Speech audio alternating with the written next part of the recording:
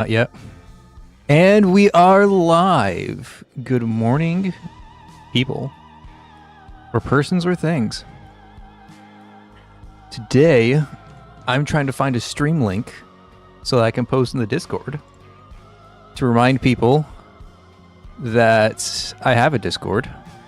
If you're not in the Discord, ask somebody. Oh, you guys are hearing an echo. Oops. You guys are not in the Discord. Remind me to send a link somewhere so that you can join the Discord.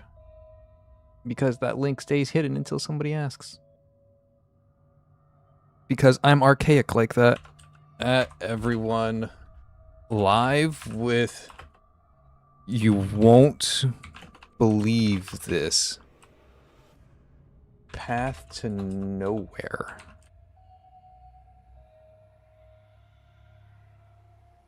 Crazy. I know. Hey Raven, how's it going?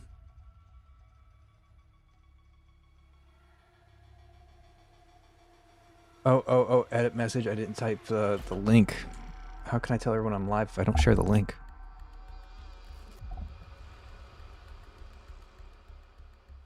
Okay. Discord is notified. Songs are playing. Not on shuffle.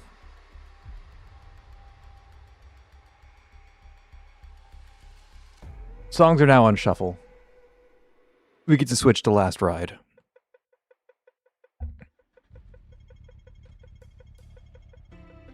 Just like that, we're on Path to Nowhere. How's my car? My car is doing good now. My car is finally, quote unquote, fixed. Finally. After like 4 trips to the dealership to fix the things they broke. Hey Diamond, how's it going? Hey Shadra, Kursa. I butcher names, y'all know this. It's gonna give me a notification to tell me to spend more money. I'm not gonna spend more money live on stream. I don't need to share my bank account information with chat. As much as I know you guys would appreciate me sharing my bank account information with you, that's not something I'm looking forward to doing. So I'll wait until I renew that.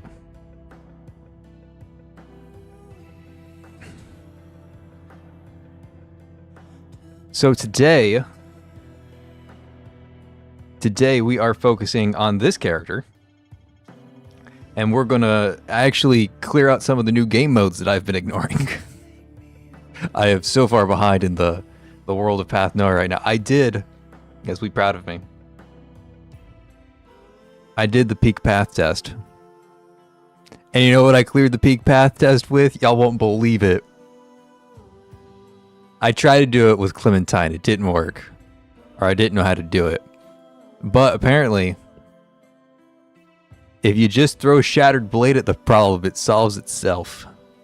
So, y'all are struggling on the peak path test. Shattered Blade, LOL. That's the best I've got for you. The true and tested theory, it works every time. Except for the burn peak path test. That was the one time it didn't work.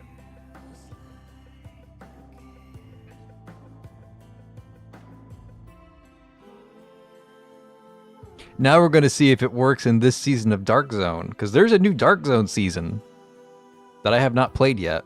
We get to fight Rust and Jasmine and the Time Robocop Duck. Holy shit. This is a good season based off of like what we're fighting. I haven't tried the fights yet, so they could be miserable. What's our seasonal buff? All sinners' true damage increases by 50%. Increases the true damage taken by 1%, stacking 20 times.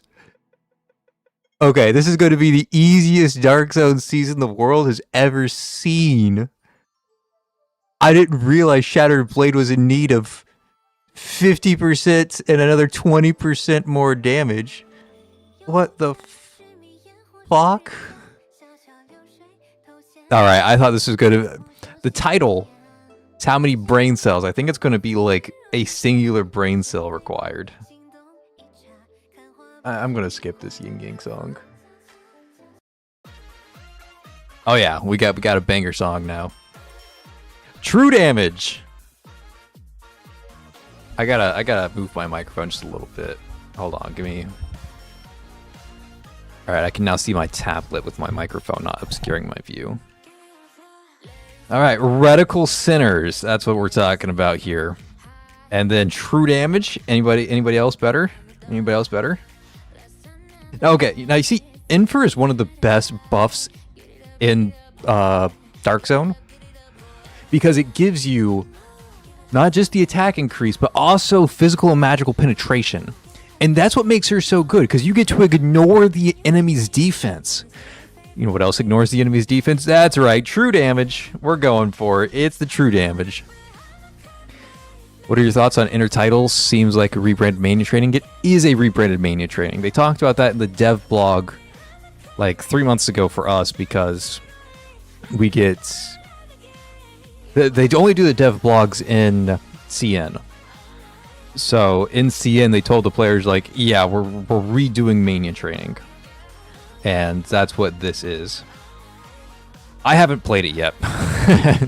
So I don't have any solid concrete thoughts. I will when I play it, but so far I have not yet played. Alright, so how hard is this?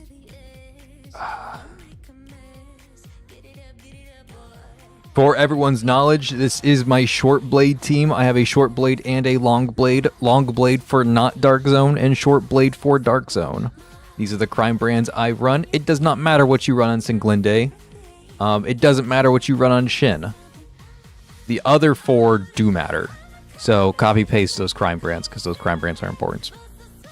Specifically for Dark Zone, Bell Tower is your best option. And then you have Bloom and Ash and Silence is your second best option.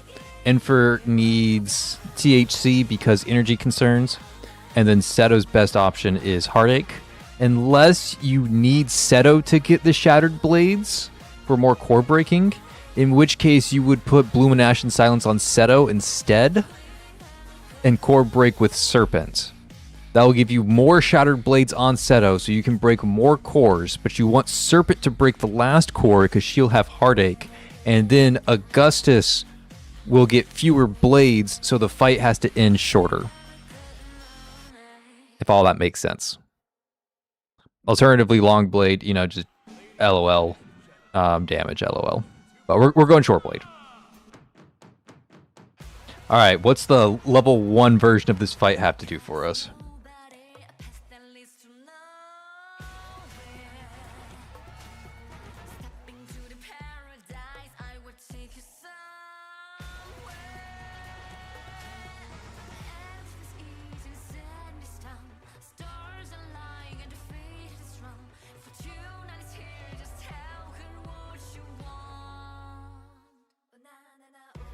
I didn't realize I already killed the boss. I did. Oh, apparently there's a silence. Whoa, whoa, whoa, whoa, whoa. We can't have that. We gotta keep Augustus away from the spawn. Why is there a duck? What is a Mania training duck doing here, and why is it so tanky? What? Why is the Mania training duck so tanky?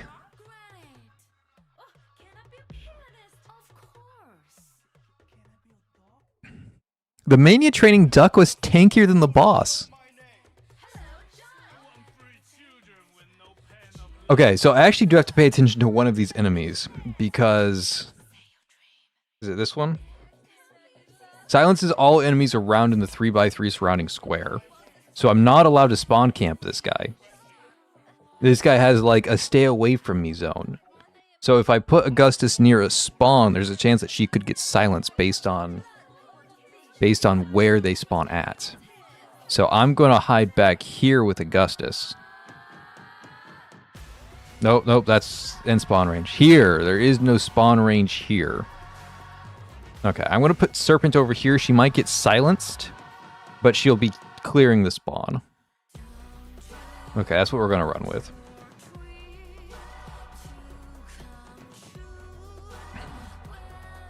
That was the walking menacingly duck, yeah. The scariest enemy on this stage, unironically. I can't cast skills because I'm silenced. I was trying to do more damage to the boss by using Serpent skills, but I can see that that wasn't necessary. There's nowhere for me to attack this back line. Like, the duck is not only really tanky, but like I can't target him with anybody except for Augustus, which will probably be a problem on the next difficulty.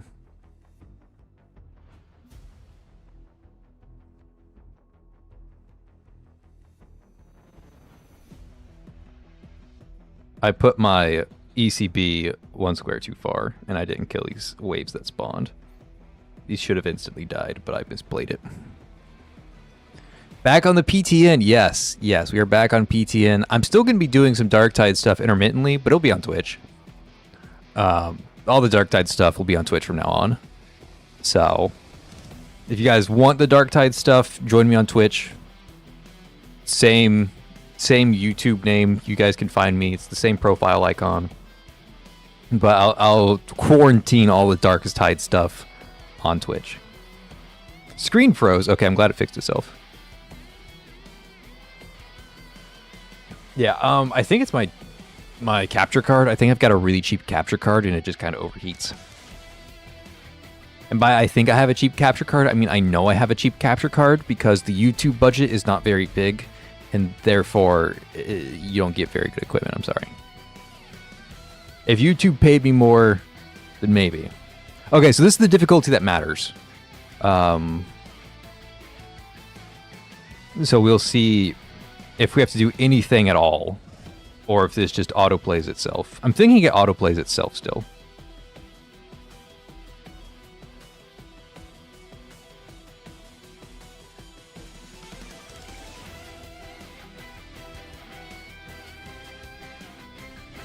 Let's move Serpent over here to get some more damage on this spawn. Move her over here to get more damage on this spawn. Turn Shin on.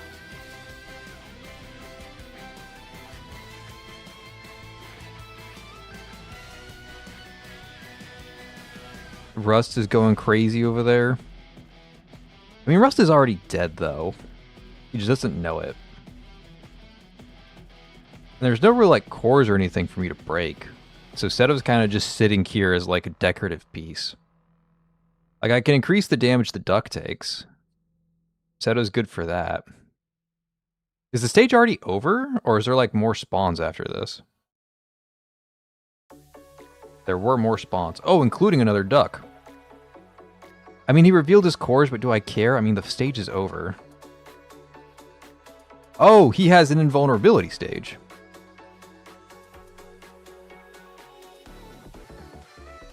He cheated his health bar like we do. Okay, so speedrunning that is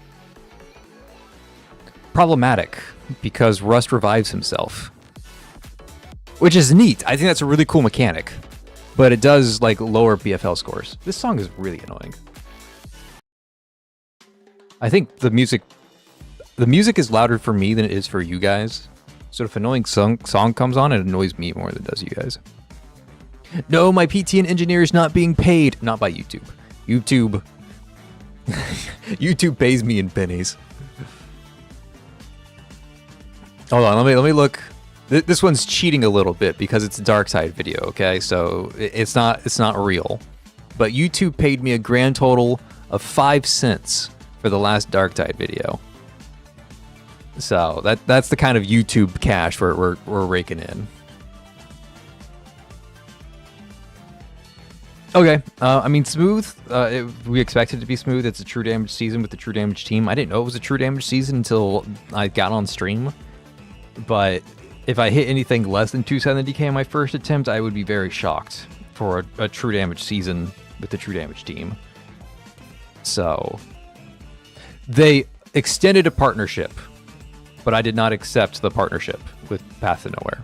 Path to Nowhere did extend a partnership offer. To do so, I had to sign an NDA, and I did not sign their NDA, and I did not join the Path to Nowhere creator partnership thing. It was not worth it from my standpoint. Maybe for other people, that partnership is worth it. in my opinion, I was not comfortable with the arrangement. I'm grateful that they reached out and extended the offer, but we did not have the same expectations going in. Okay, buffs. True damage again. Easy peasy. These all suck for what we're doing. So I guess we're just taking Endura and hoping that the boss can be stand on top of. And then these all suck. Like, there's nothing you can do with these. These all suck.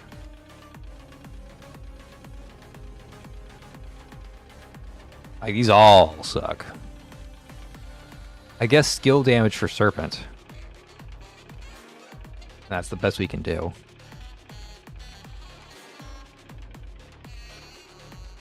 I guess I'm allowed to talk about it since I didn't sign.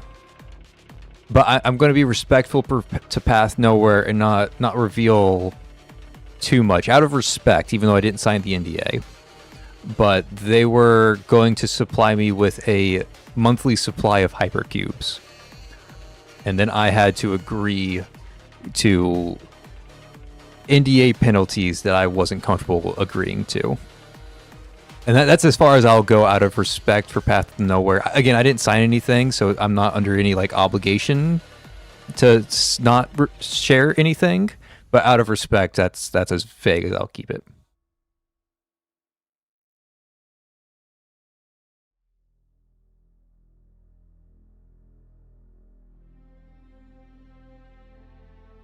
Ash is saying stuff there.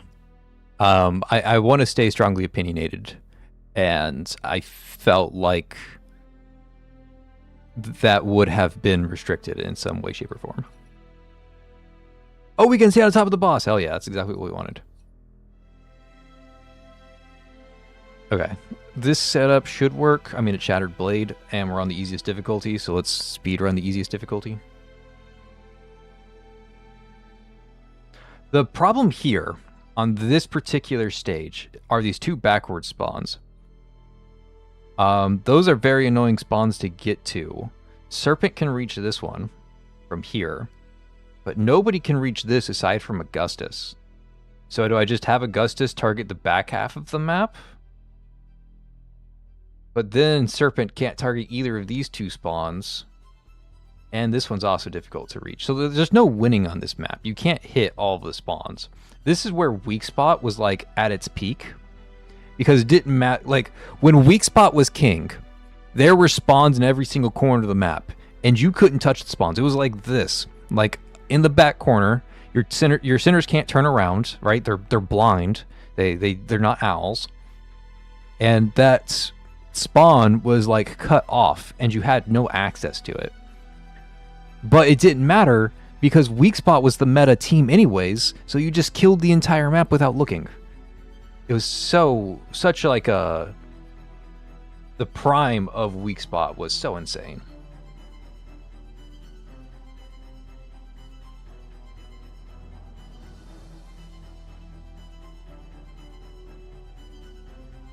Well, the boss is dead.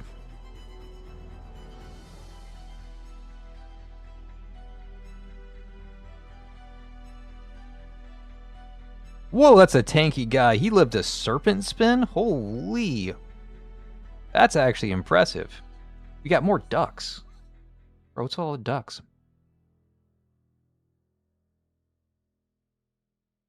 These ducks are super tanky for difficulty 1.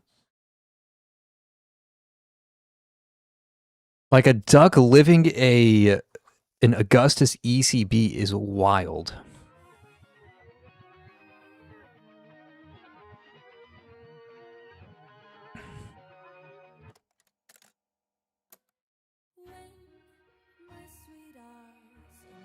Okay, same thing, difficulty 2. What's going on? I mean, I'm basically cheating this season, but this season seems pretty easy. I mean, the stages aren't like that friendly to you, because again, the spawn locations are kind of rough on at least 2 of these maps. but the stages don't seem difficult. I really liked the Rust mechanics. I didn't get a chance to fully explore them because I'm winning the fight too fast. But like the revive, that's like a cool idea. I mean, our Rust does the same thing, so it makes sense, but I didn't expect it. That's for sure. Okay, this is where this stage gets interesting, because I need Serpent to clear out this backside. And I don't think Serpent can clear out this backside. Yeah, look at that. I mean, I didn't shin fast enough, so I lost a pretty good amount of damage there. Oh, Serpent RNG map for like my max score chasers. That's going to be really annoying. Okay, I think this is the end of it. I'm just going to go ahead and drop the ECB, call it a day. Yeah, it's the end. How many likes does the stream have? I have zero clue. YouTube is bad about showing me stats. They show me fake stats. Like right now, there are 3 people watching, but 30 seconds ago, there was 60 people watching. I think the number is actually closer to 15. But YouTube is telling me somewhere between 3 and 60. So, no idea.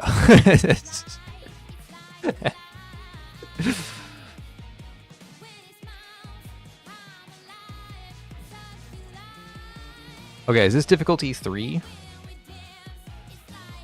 You see 15 watching? That's more accurate.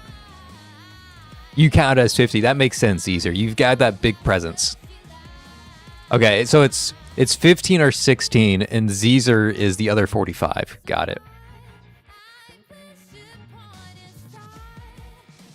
Okay.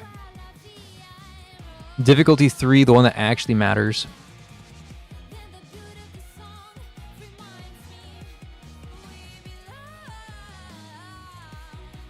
Do I increase the damage she takes? Probably. Let's do it. Early quote-unquote core break on Seto to increase the damage. I'm going to drop a Serpent back there so that I can clear out this corner spawn faster.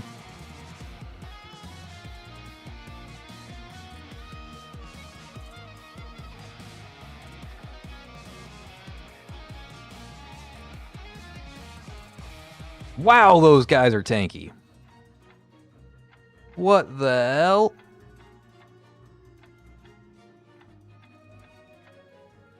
Why so tanky?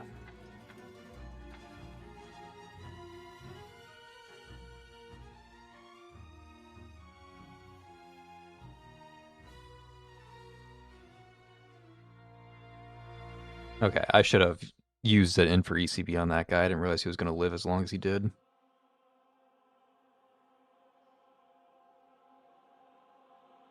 We're going to do that to the duck just to increase the damage it takes. Oh, I actually perfectly timed it. I did that on purpose, obviously, because I'm a god at Path to Nowhere. I perfectly timed the in for core break to when the boss revealed their cores. Absolutely did that intentionally. Don't let the sound of sarcasm in my voice fool you. Okay, we clear out what's hopefully the rest of the map. Oh, it turns out there was another duck. Yeah, there's a little bit more spawns afterwards. I don't think we're hitting 270k on this run, actually. The spawns are just too continuous. I mean, I messed up my ECB for that, but still, I didn't expect that I'd have to. Let's do this to increase her damage before she ults. Did I cancel the ults? What happened there? I did 0 damage. I think I accidentally canceled Serpent ult. So the stage should be over right now, but it's not because I'm bad.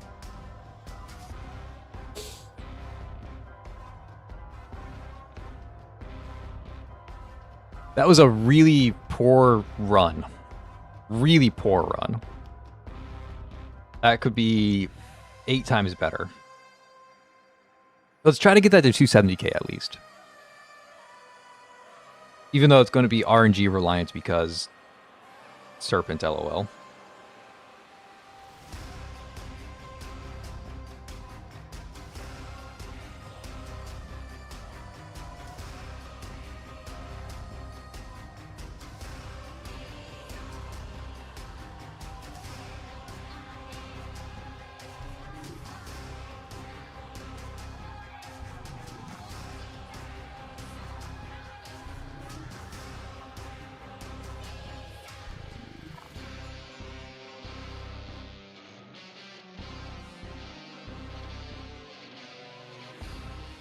God, that does nothing. That's with an Infer ult, by the way.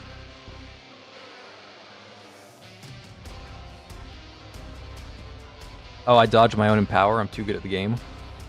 Somebody called the police. I'm too good at the game.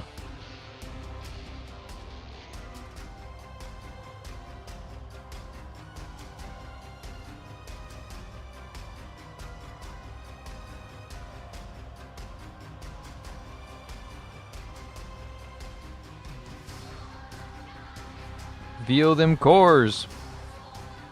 Reveal them cores.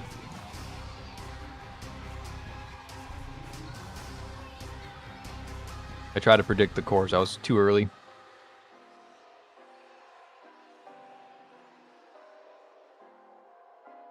I'm also not micromanaging Serpent enough.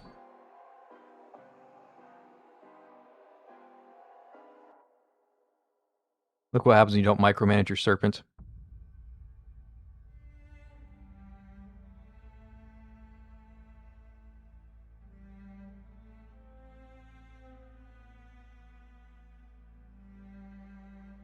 Oh, I missed my ult on this top side. And somehow didn't hit these two either.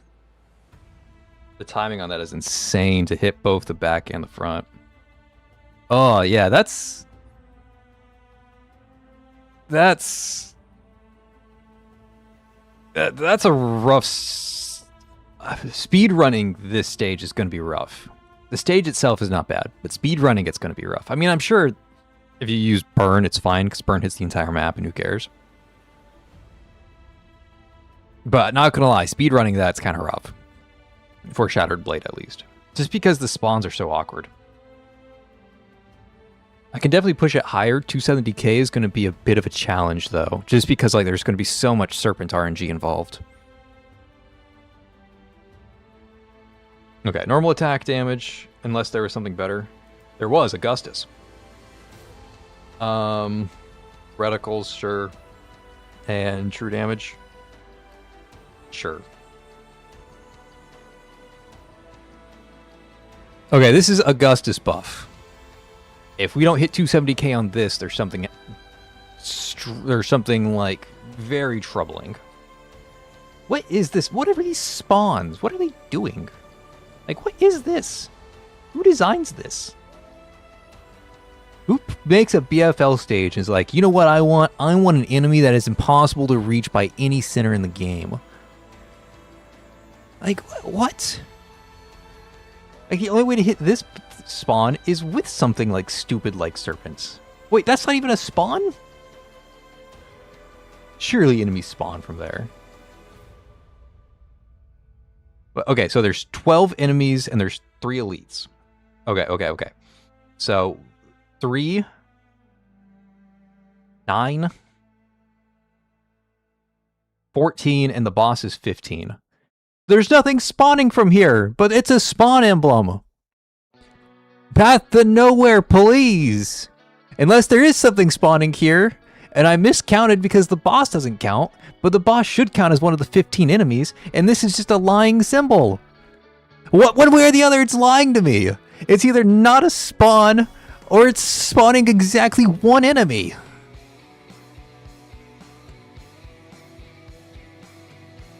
If it's meant for the next stage, you're right, you got me there, actually. If this is, like, not on difficulty 1, but is on difficulties 2 or 3, okay, you got me if that's the case. Yeah, you got me, actually. Good point. I stand humbled. Okay, so I gotta set up my ult like this so I hit everything. Because that's so intuitive. It's just ducks. It's just... We're all the way back to Darren's event. It's just ducks. Oh, the boss is dead. I didn't even finish casting all my buffs.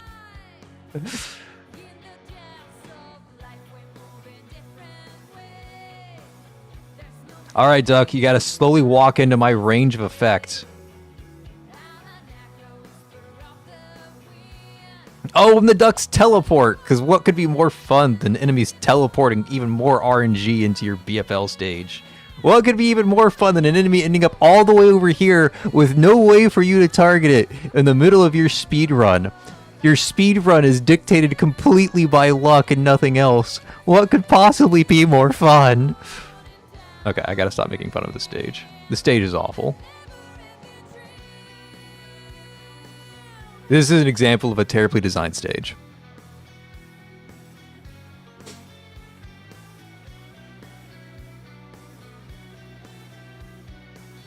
Random is fun. Ugh.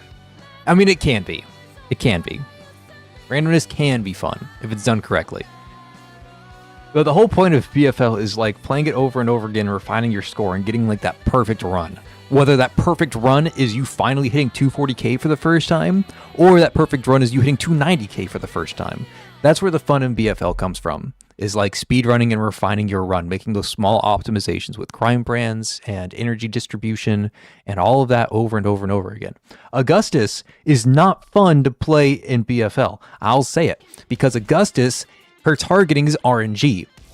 And there have been showcases that I've tried to make for Augustus. I don't think I ever uploaded the most recent one that I'm thinking of. But there was a showcase for Augustus where I played like absolute dog shit. It was the most fumbly bullshit thing I've ever done in my life. It looked like I was playing Path of Nowhere for the first fucking time. But I hit 280k, or like 281k or some stuff like that. Because Augustus targeted every single enemy perfectly. She targeted literally every enemy that I needed her to with every single blade. It was like I was casting the blade, not Augustus. Like I was choosing where that blade was going to go in her massive 5x5. I've played that stage for the next 2.5 hours trying to get another 280k run, playing perfectly, playing out of my mind, resetting when Serpent wasn't winning on the RNG. I molded that stage for nearly 3 hours. Never once hit above 274. I went back and watched the 280k run like 6 times, trying to recreate how I hit 280k, but I couldn't do it because Augustus from RNG was just so goated in that first run that the next 3 hours didn't matter because there's no way I could ever recreate it. Okay, that's the end of my RNG is fun speech. Okay, difficulty 2. Making small adjustments like where I put my Serpent abilities so that they're in range of Augustus. So I'm not slowing people down outside of Augustus's range. Turns out you want your Augustus to do damage, lol. Man, these ducks are tanky though. Boss is already dead, but I'm struggling to hit the teleporting ducks. Because they're teleporting ducks.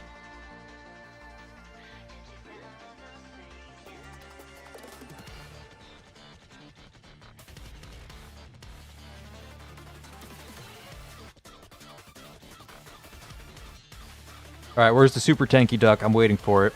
There's got to be a super tanky duck somewhere.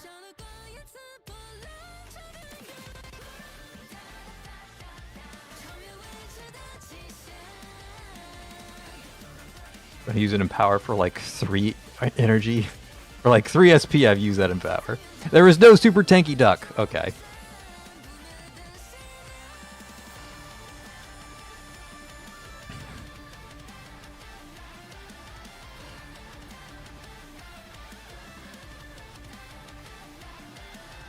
Okay.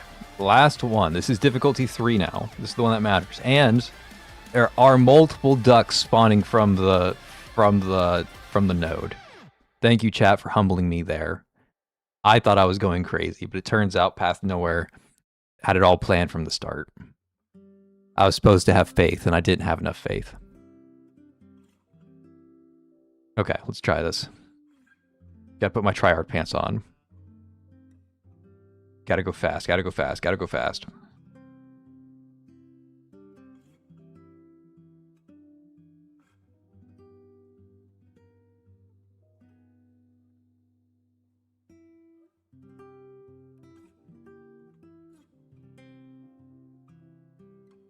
Oh, I dodged my own Empower. I keep doing that on Serpent. If you guys don't know, Empower actually has a cast time, and you can dodge your own Empower and lose damage. It's a thing you can do.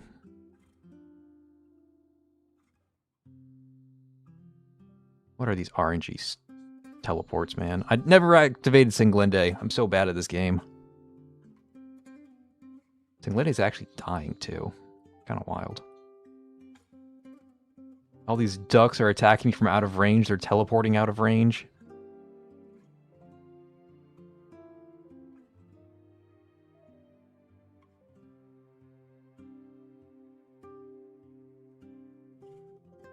The boss is immune to core breaking while his shield is open?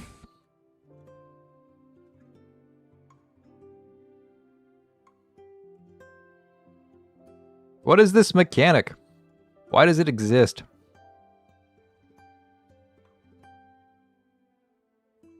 If I Serpent RNG'd, both those ducks die before they could teleport.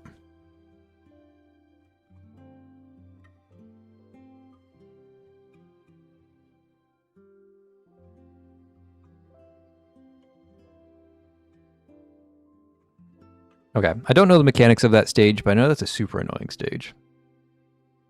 It's not a hard one. I mean, the damage is actually really high. You have to core break under the shield. It's so annoying. Did you miss the Rust one? Yeah, we started with Rust. Rust was super easy too. Rust stage I actually liked. That was a good stage. The next two stages I did not like. Not necessarily a fan of this season. I think it's better than the last season, because last season was just like ludicrously difficult for no reason. And I again, I don't know how difficult this season is because I'm just cheating with using a true damage team on the true damage season. So like I'm basically playing a different game. But Rust stage was super fun. I liked his mechanics. Jasmine, the enemies were too far spread out and the waves were way too inconsistent. They were like sporadic as fuck. And then the last stage could have been cool, but has teleporting RNG, and I don't like teleport RNG. Also, again, the enemies are spawning in like these super weird locations, and it's very unintuitive and it's annoying to deal with more than anything else. It doesn't offer any like meaningful challenge. It just like restricts who you're allowed to use because people. I'm going to use an example. Corn. Like, let's say Corn is super meta right now. I can't use Corn on this stage. There's no way for Corn to target this tile. There's no way for Corn to target this tile. Like, it's impossible for Corn to function on this stage because she can't hit anything. So, also with Corn, the way you play Corn on this stage, you play the stage 160 times, right? And all of these ducks teleport, right? You ignore all of the ducks, and you play the stage 160 times until the ducks teleport in a perfectly straight line. And then when all 20 ducks have teleported in a perfectly straight line, then Corn hits that one crit. Again, RNG crit. She hits that one RNG crit all the way down the center, and she clears the stage at like 285k because she hits everything and kills everything in one singular auto attack. That's how you play this stage on Corn. And it only takes you about 150 attempts to get them to teleport into a straight line, and then you miss the 35% crits. So you have to play it another 150 times to get another chance at hitting that 35% crit. And then you miss it a second time, so you have to play it another 150 more times to get that perfect teleportation. So this time you actually crit. And you've played the stage 500 times, you get the 285k, and you can go home. That's how you play the stage. It's not fun. Remember the times you're supposed to overlap enemies to core break with Labyrinth? Oh, that sounds miserable. Yeah. Yeah, it's one of those moments. Absolutely. Okay, I will be right back. We're going to do some more stuff because like I'm really far behind. Dark Zone, I have poor thoughts of it this season. I had really poor thoughts of it last season. I barely even played last season because it was dumb. But we have not done any of the new data crevice stuff, and we have not touched. We're really far behind on Eternal Nightmare. I haven't finished the Lichen Eternal Nightmare story, let alone anything else, and I have not yet started the intertidal exploration. So I don't know what new Mania training looks like. I am super far behind. Super far behind. So I'll be right back. We'll take a look at all of that stuff, but I need to grab some stuff. BRB.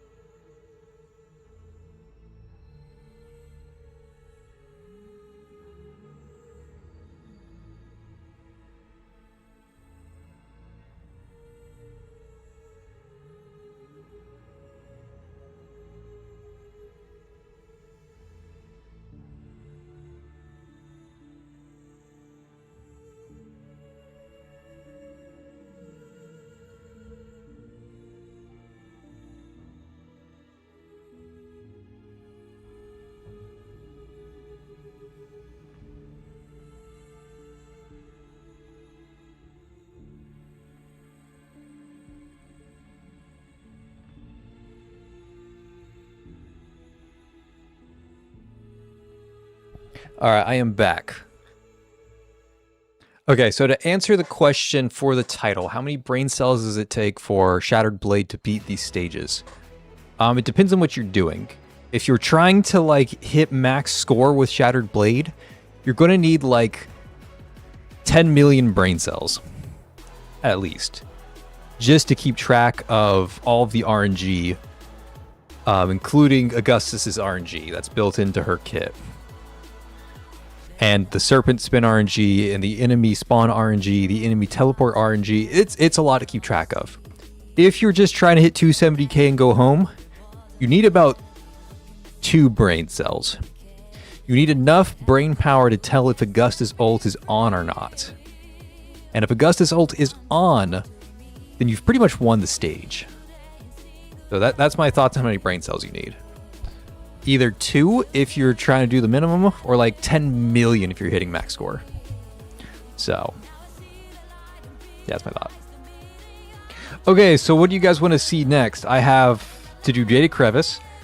I have to explore the intertidal exploration. And I do eventually want to finish the Lichen event.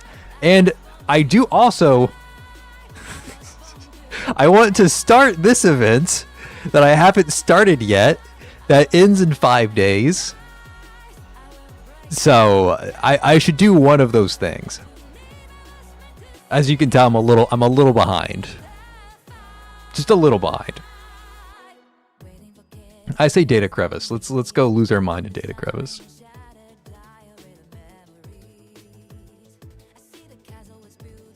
There's still Clementine's story and Murphy is next week. Yes, Clementine's story I have to do. Murphy is next week. That's wild. I still have to... I've read Murphy's kit like 7 times, and I can't tell you what she does. it doesn't click with me. So that'll be fun to explore. How many shackles do I need of this Murphy character? I keep hearing everybody saying that she's supposed to be used with Kokolik, which tells me that I'm going to like her because I like Kokolik. When Murphy uses her ultimate, if terrible luck stacks increase to be full, additionally triggers jackpot.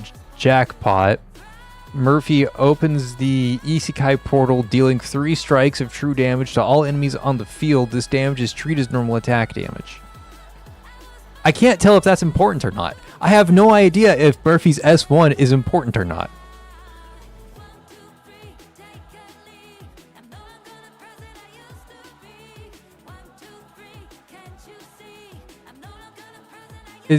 Am I supposed to play around Jackpot? Is Jackpot like a congratulations, you got S1, here's a pat on the back? Like what is happening?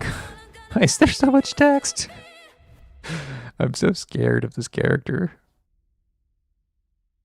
After ultimate deals damage, Murphy causes enemies to take 40% more normal attack damage for 12 seconds. What the fuck is that number? I thought I was going to say like 20%. It's 40% normal attack damage for 12 seconds? Excuse me? Murphy is ridiculous. Murphy's going to be like one of the strongest centers in the game from that one passive alone. It doesn't matter what the rest of her kit does. You click ult and people take 40% more damage. It's just as good as Rahu. That's Rahu's entire kit. Rahu just stands there and makes people take 40% more damage. That's literally the only reason you bring Rahu. And Murphy has that built into just her ultimate? What else does this character do?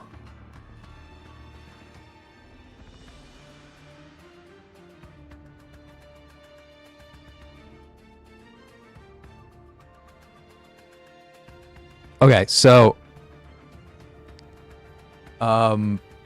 Murphy is broken. She's going to be really strong because her damage number says 40% more damage. So, LOL. And I don't know what else she does. I'd listen to Odomare for now. S1 is a skip, and she uses her ECB on Augustus and use her ult when you have stacks. Okay, cool. What does her ECB do? I didn't realize her ECB was important. I saw numbers on it, but I didn't bother reading it. 30-second cooldown can be used 3 times each battle, so it's like Zhao Feng. Okay. 1% chance. Murphy targets one allied center, granting them the accident mark. After using exclusive Prime brand, stacks will not be reduced for 16 seconds. Accident. The special mark. Attack increases by 30% for 16 seconds? Excuse me? She makes enemies take 40% more normal attack damage, and she increases attack by 30%? 30. All right. That's concerning. If Murphy has the accident mark, true damage...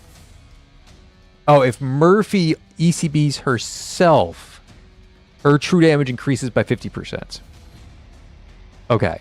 That only matters if Murphy ECBs herself.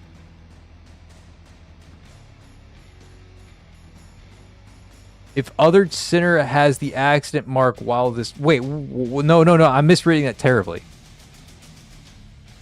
I have no idea what that means. I could not tell. I'd have to play test this 100 times to figure out what they're trying to communicate in that sentence.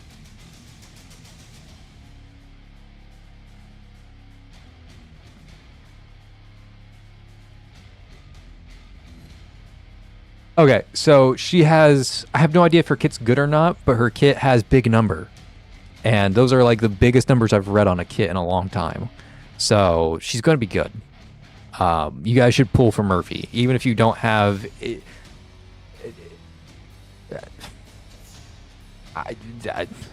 she's really strong. Just from the numbers. If you ever have a normal attack team, she's really strong. She's a better Lady Pearl.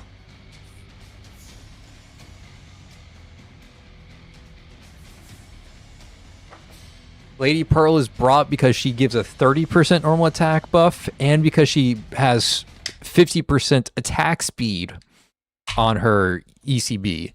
Note that 50% attack speed is like the hardest stat to make use of. Murphy is a 40% damage, which is way more than 30, a 40% damage amp, and a 30% attack buff that is used by anybody and everybody and is not difficult to use at all. Everybody uses a 30% attack buff unless you're running like DPS Rust. But let's not get into that. Okay, what are we doing here? Sinners gain 1 instance of lethality immunity every 32 seconds while active, healing. Protect the injured duck until it fully heals itself. The duck can heal itself but cannot be healed by other units. After taking damage, healing is prevented for a period of time.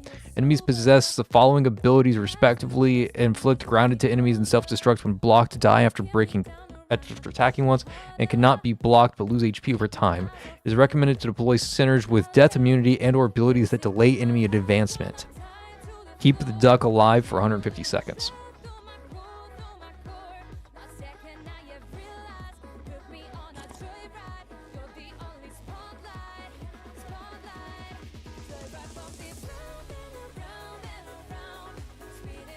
Rider Duck. Okay, Rider Duck, I love you, but we gotta have a talk, okay? This is me to you, Rider Duck. I love you. You write really good stories. But can we please, I'm begging you, please, can you make your short stories just a wee bit shorter? All right, you've got like 3 hours of story that you're putting in 7 hours of content. You can cut like 4 of those hours and not hurt the story at all, right? It's not just about the number of words you type, but also like how much story those words are conveying. And it used to be that your writing was really rich and dense, and it's getting longer, but it's not getting any richer. It's not getting any denser. So can you just, Rider Duck, can you just shorten it just a little bit for me? All right, that's all I got. Okay, so I'm not using this team, whatever the heck this team is. So the point of this is to slow enemies down so they don't reach us. I actually put this on the tier list. this exact team that I'm going to use. It's going to be Lisa. It's going to be Kelvin. It's going to be Lamia. It's going to be Echo. Oh, Echo. Oh, you guys can't hear it. When you guys have the chance, Echo is one of the strongest centers in the game just because of how she enters the battle. If you just put her on the battlefield, let her say a single word, and then take her off the battlefield and do that over and over again, you'll know what I mean. Because she has the strongest rallying cry in all Path Nowhere. It actively makes all of your centers stronger if you just put her on the field and let her say one word. Just a heads up there. Okay, so we're going to put her on the team, and then we'll bring Rahu to tank something eventually. She can tank 2 things. And who else does slowy stuff?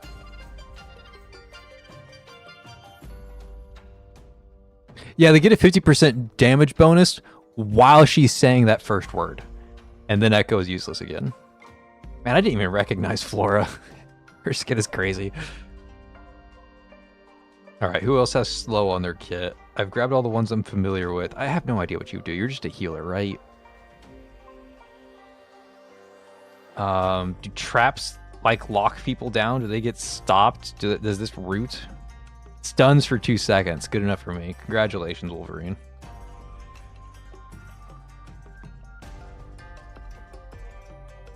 Okay, Rahu, your crime brand doesn't matter. Lamia, your crime brand doesn't matter, but here, take THC. Your crime brand doesn't matter, but take THC. Your crime brand doesn't matter, but take THC. Your crime brand does matter, and it needs to be THC. And your crime brand does matter, and it needs to be THC. All right, good talk, everybody. Congratulations on wearing THC.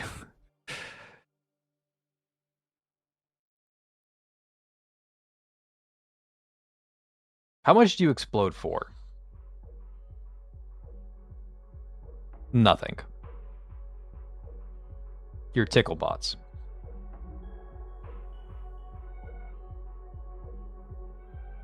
I should have brought multiple tanks. I didn't realize these were tickle bots. I guess I can kill them, though. No? I thought it said that I wouldn't do any damage to them, but they are clearly dying. Oh, that hurts. That triggered Rahu's passive. Jesus, that actually really hurt.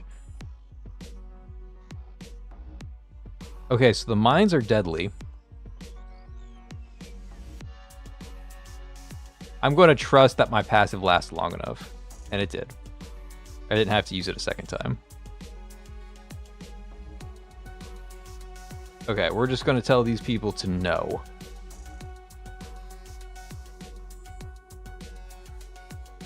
I also brought Overlimit for some reason. Hey guys, if you're struggling with this stage, use Overlimit. It's good, I promise. Alright, Rob, do something useful over here. In fact, heal up over here. Good healing, Rob, good healing. Alright, let's protect the duck. Let's put some traps down. Operation Protect the Duck. Those traps last forever, right? That's how it works. Something I should have checked. No, Rahu, turn the thing on. Don't get one shot. Good job, Rahu. Thank you for not getting one shot.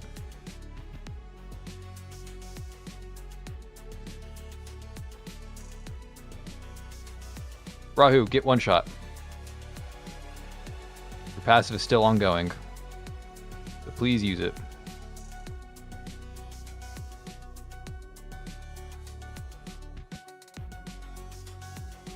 Okay, after this, she's done tanking stuff, because I'm not convinced that her passive will last any longer. I only have one center that can do damage. And it turns out that that is not how Wolverine traps work. They do expire.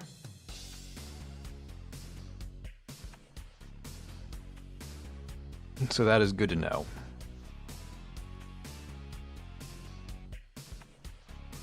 As you can tell, everything I'm doing is perfectly calculated. There has never been anything more calculated than my movements.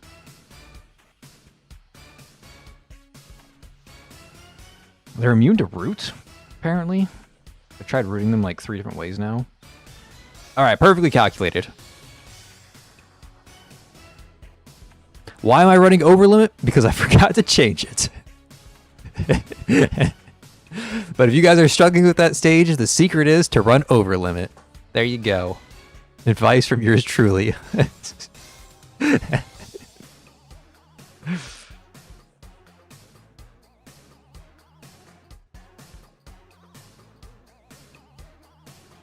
I can't believe Angel's getting a reforge. I might have spoiled that for a lot of people just now, but apparently,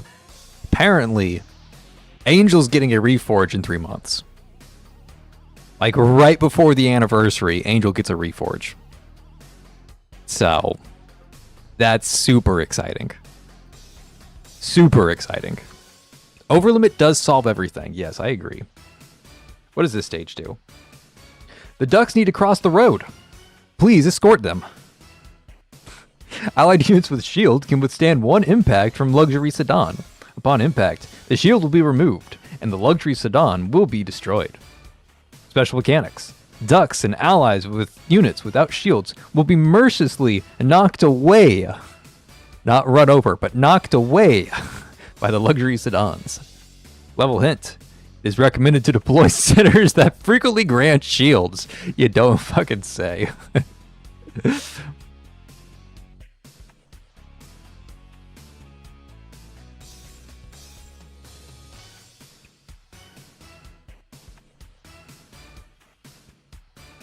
Okay, so it was like last night. CN had a new reveal for their next event, and this event is for October, which is the event before, the anniversary. Okay. And I have to double check before I put my foot in my mouth. Let me double check something real quick.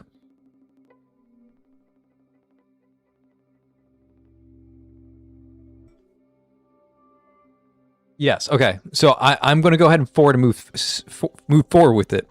Some of you were here for my Dark Tide stream, where I said that the 4th anniversary was going to feature a pop idol center. Okay? A pop idol singer. That's specifically what I said in the 4th anniversary. I said a pop idol singer as a center. You know what's coming out in October? A pop idol center. I didn't sign the contract. I don't have the insider information, but I know how the Path Nowhere thinks. And even though I said it'd be for the 4th anniversary, you know what's true of every single center that has been released right before the full anniversary? That center has been integral to the story of the main anniversary event. Rahu was integral to Shalom. What's her name? Cynex was integral to Augustus. It's true all the way down. Okay?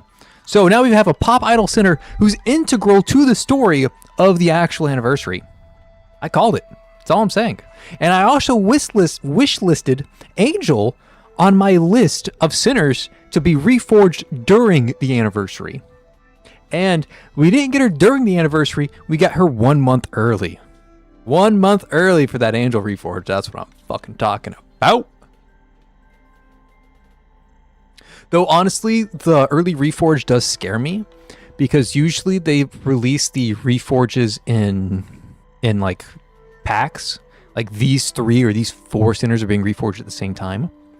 And if they had this reforged ready and they decided to drop it now, I think that means they're not reforging anybody during the 4th anniversary. And if they're not reforging anybody during the 4th anniversary, I might just stop playing Path to Nowhere, because I can't live this long without a Shalom reforge. So we'll see what Path Nowhere says next month. But I need my Shalom reforge. So we'll see where that goes. I'm a little worried that they're not going to drop it, since they're dropping like a set of reforges 1 month before the anniversary. But we'll see. We'll see.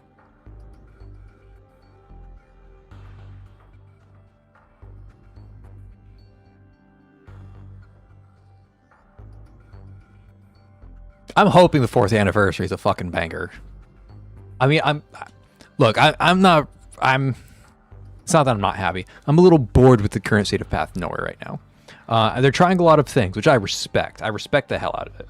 I think they're actually doing really well for themselves, right? Like they're revamping this. They revamped Eternal Nightmare. They've got this data crevice stuff going on. Have peak path test running in full steam. They're fucking up my favorite game mode like a lot. Like stage 29 and 30 were like a big letdown. 28 was good, but like season 29 and 30 were huge letdowns, I'll be honest. Huge letdowns. So that's not very exciting. And I'm also not interested in any of the sinners that are coming out, including Murphy. Murphy does not interest me. With all that being said, Path Nowhere is still a phenomenal game, and I'm about to get spoiled with Raven, Irene, and Angel. So I've got things to look forward to. Yeah, I don't know how, I don't know what world Path Nowhere exists in if they don't make a Shalom reforge with the 4-star skin and 4th anniversary story that includes her in her 4-star skin during the anniversary event. Like if Path Nowhere wants to double the revenue, that's how they do it. They put Shalom into the 4th anniversary story, they have her reforge, and they give her a 4-star skin, and everybody's running the fucking Shalom train for the entirety of November. Like that's how they double their revenue. I'm like, seriously, that's it. That's all you got to do. I'm giving you the keys to the kingdom, Path Nowhere. I'm telling you guys how to double your revenue, and it's easy. Just give the people what they want.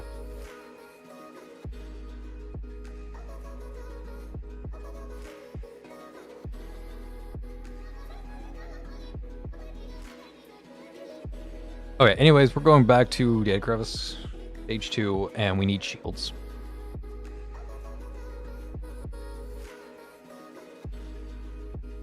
Am I planning to do Jasmine's interrogation? Yes, because I heard Augustus was in it. That's the only reason I'm going to do it. Somebody told me that Augustus was in it, and I was like, that's enough for me. That's enough for me. You sold me. Augustus, that's all I needed to hear.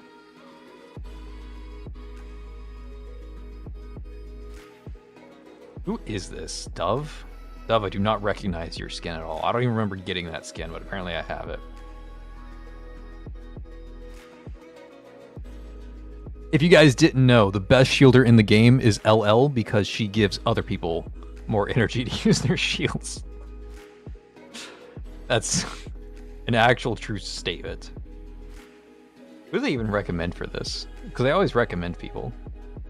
I have to like leave this screen to find out. Letta gives shields, doesn't she? Like a really shitty shield? But it's a shield.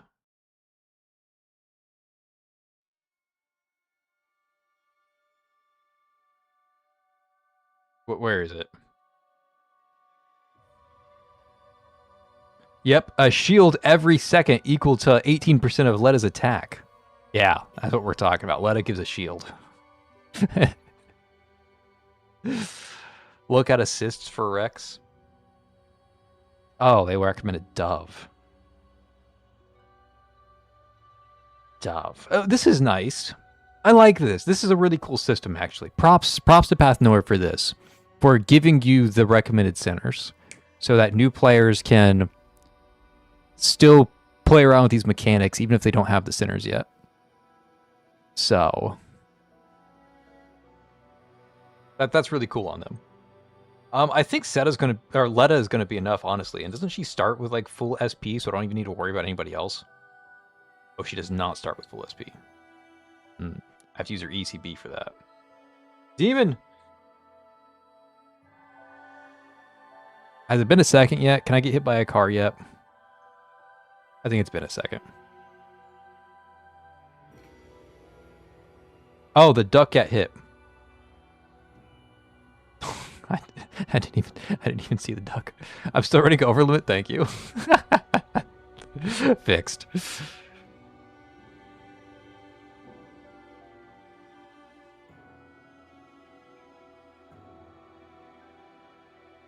Do they not kill? Is that what I'm seeing here?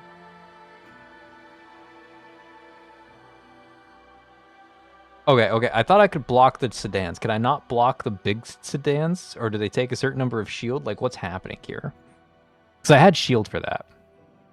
Like, hold on. Like, Demon now has a shield. So we can block this guy. And I can see that she has a shield. But she did not block it. In fact, she just took damage. Demon has a shield again. So he should be able to take this, no? No, he's just getting rolled.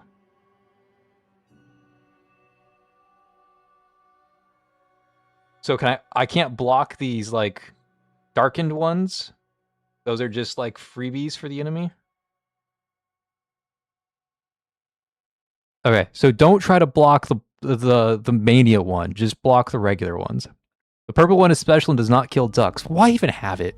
Why is it even on the screen if it doesn't do anything? Okay. It doesn't do anything. Why is it here? Thank you, chat. Thank you. Terrible design, but thank you.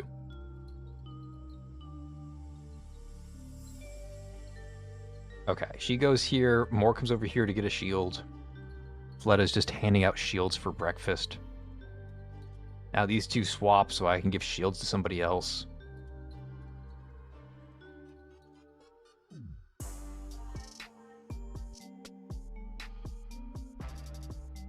Letta gives herself energy, because that's what Letta does. Swap these two so that I can regenerate the shield.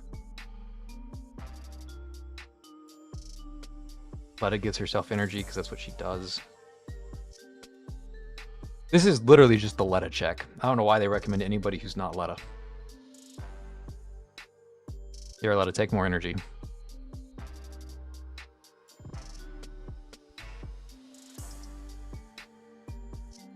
This is just a Letta check. It's just Letta soloing the stage. I have all these other people, they don't matter because I have Letta.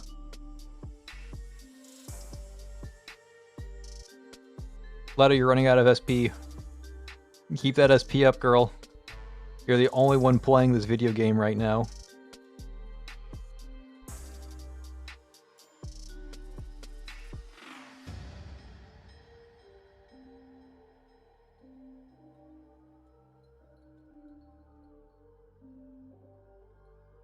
No, don't touch that duck. Oh, I didn't swap fast enough. No. No. Okay, I can do this a little bit more smartly though.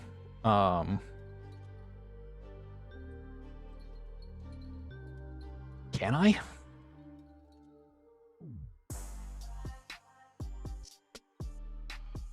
I'm not convinced I can. Because, like, this guy is going to hit some ducks here.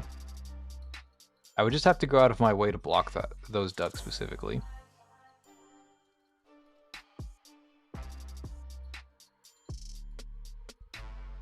Okay, we'll do this setup.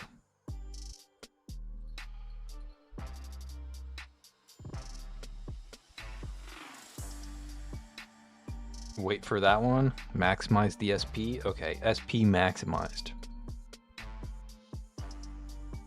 Now I don't even have to move, except when I need to block that one truck. Oh, he hit the duck! Okay, so I do have to, like, continuously block that one truck, because he will hit ducks.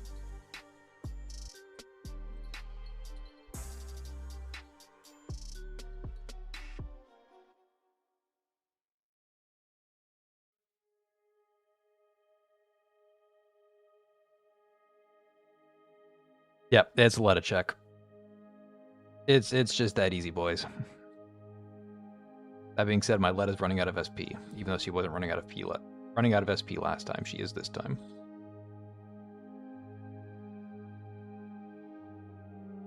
Don't understand how that happened. How she had infinite SP last time, but not infinite SP this time. But that is what's happening. Don't hit that duck. Oh, it's because I didn't use her ECB. Yeah, that makes sense. That tracks. Don't you dare spawn that truck on top of my duck.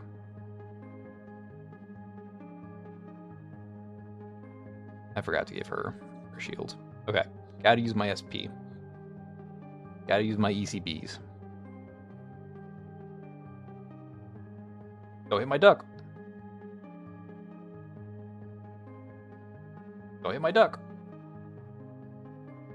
I don't even need to protect the ducks anymore. I've got Letta. That's all that matters.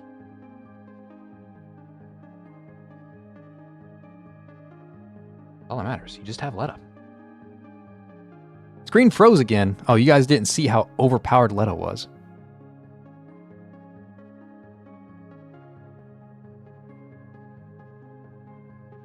Hold on, it's being fixed.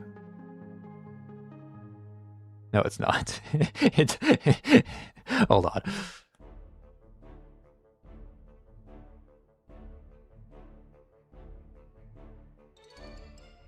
Okay, come on. Come on. It's never broken like this before.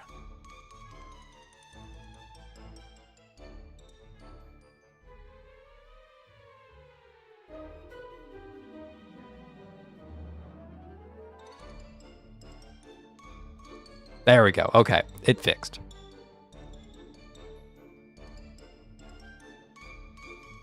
Yeah, you guys didn't see it, so I'll describe it. Everybody stood still, and Letta kept everybody alive. I'm pretty sure you can actually just stand still this entire stage. Hold on, let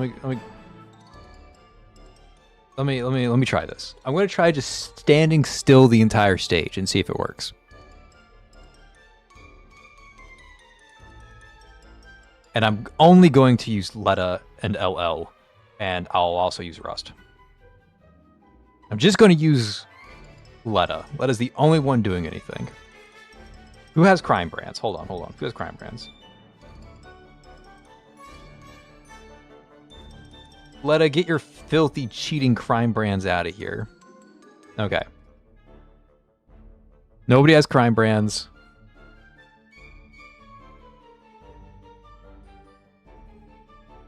Okay, I put this on 3 times speed. And I just keep Letta healthy. Do I win standing still? I think the answer is yes.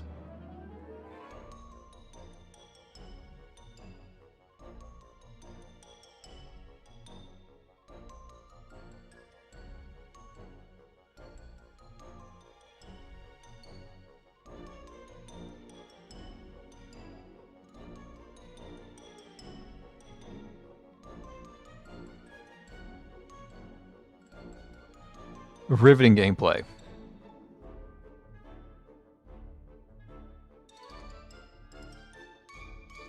Yes, you do win by standing still with Letta.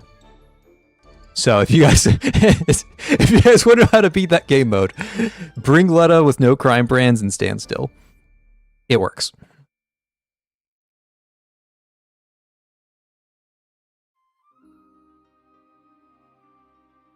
Letta actually doing something for once.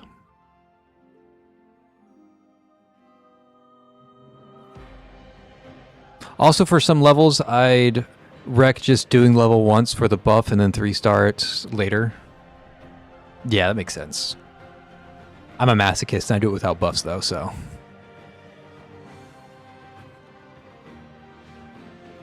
It's there because the Mania car is there because Data Crevice hates you.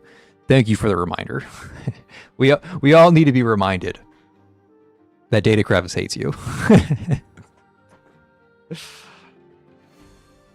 I did not read the stage. Enemies have a special shield. While active, damage taken is greatly reduced. Remove 1 stack when affected by crowd control effects. Level hints it's recommended to deploy centers with crowd control skills. Survive for 120 seconds. As I like to call it, the 11 check, right? Yes, the 11 check. Okay, so you come over here to your Reforged 11 team. You put down 11. You put down Eve. You grab your LL. And then you grab whoever else you feel like grabbing that particular day, but it doesn't honestly matter. I actually like their special assist recommendation of freeze. So we're going to bring Kelvin for once. And sure, we'll bring Wolverine too, because I used him in the other one, so why won't I use him here? Sure. All right, yell at me for Crime Brands game. LL and Kelvin. Ugh. That's the worst part about Data Crevice, honestly, is redoing all of your crime brands all of the time. Because you keep changing people out and moving those crime brands to a different person. And the next stage, you have to use that person again. It would help if I was not in ×3 speed. Jesus, that was fast.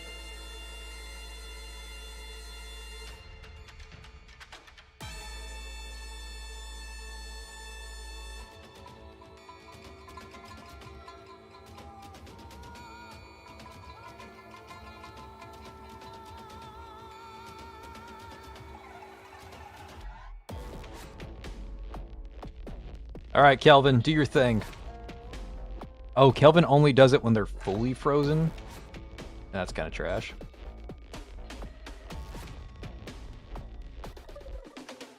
That's kind of trash, I'll be honest. I thought she would do it like each tick of her freeze. The fun part is that 11 breaks these passively because she summons the random hands, and her random hands also inflict fear, so she just does it passively by existing.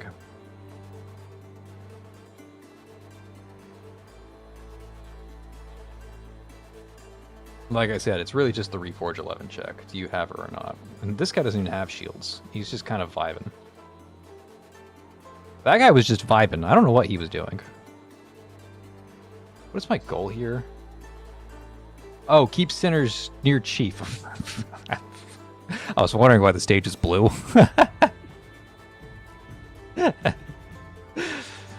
All right, that changes things. I was wondering why the stage is blue. I'm not going to bring it in for then.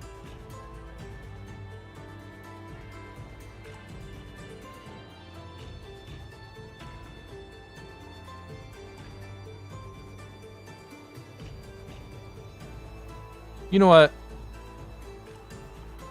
I'm bringing Irene. And Rust. That's my answer to this stage. Irene and Rust.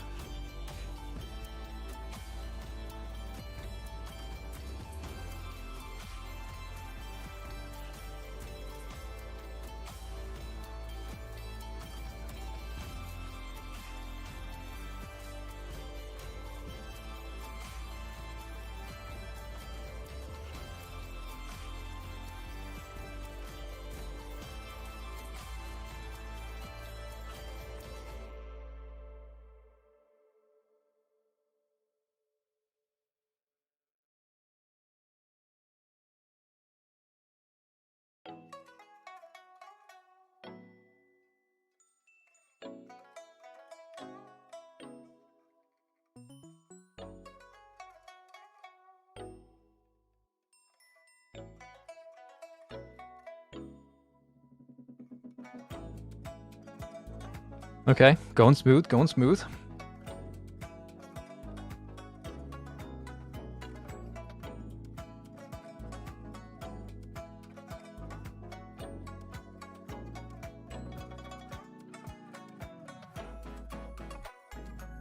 Five?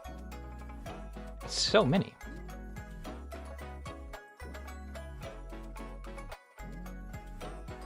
Okay, 11 are Irene, slow these people down so 11 can continue to wreak havoc.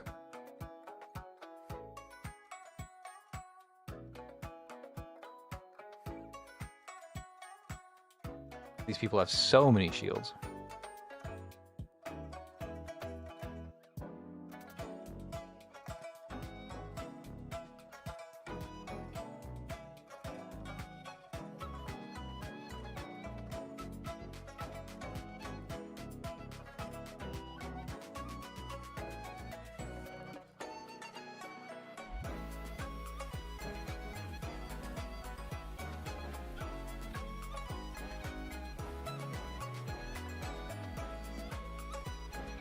I'm running out of SP.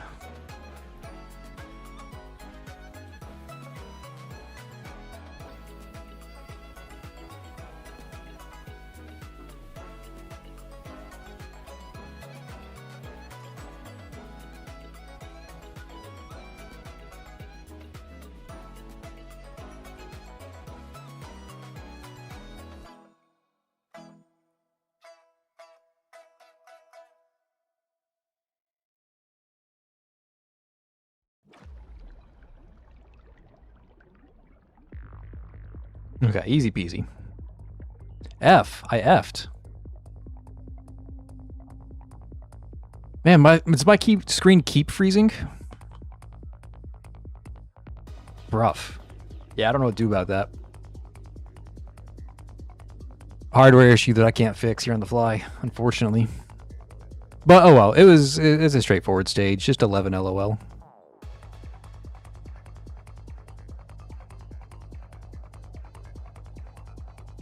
Yeah, Irene will be relevant again soon. I keep hearing that her reforge is mid, but it's also coming from people who are not fans of Irene. Irene has always been like public enemy #1. People hate Irene. If Irene performs well, they're like, she has a 40, her ult costs 40 SP. She's not good, she's trash. Even though she's like solo winning the entire BFL stage. So there's a lot of like the how do I want to word it?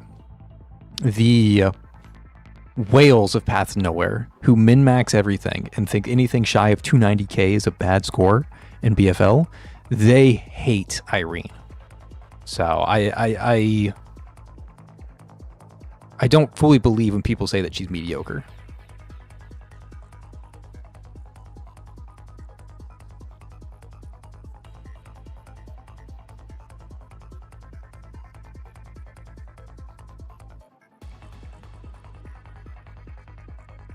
For reference, those same people were saying that Rust is mediocre. Rust? Rust? Like one of the strongest centers in the entire game, regardless of what team you put him on? He's mediocre? Like, what game are you guys playing?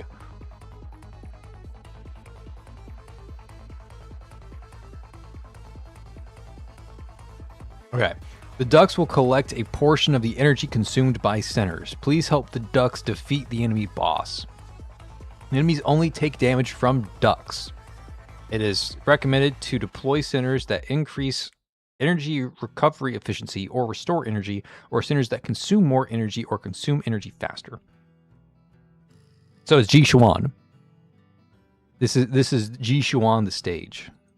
Please tell me they have Ji Xuan as a special assist. They do. Okay. Okay. All right, we're good. But yeah, we're going to want Irene. We are going to want...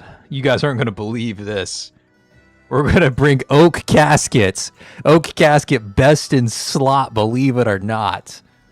Hoo-wee. Oak fucking Casket. I can't believe I'm using this center. Good lord, man. I've got another one that you guys aren't going to believe. We're unironically using Kokolik. You guys ready for the next one? It's actually best in slot, this map. You guys aren't gonna believe this. These are some wild sinners that I've got cooking up. Duro is our best in slot this map.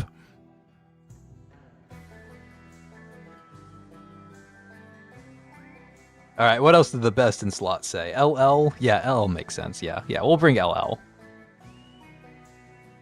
That's my best in slot team for this map. That is a wild composition. But I think this is the correct composition. Alright, Reforge, what do I have? No, not Sniper. We want Spin to Win. There we go. Spin to Win Oak Casket. That's what we're running. And we're going to give her Inversion Slash. Actually, I should probably not give her Inversion Slash. You don't need Crime Brands. You're good. Kokolik. I want Kokolik to have Inversion Slash, but I don't want to unequip Crimson Bloom to put it back on later, so I'm not going to touch her. So I will give Oak Casket Inversion Slash, and that's all that matters. If somebody has Inversion Slash, that's good enough for me. Okay, you guys ready for the team?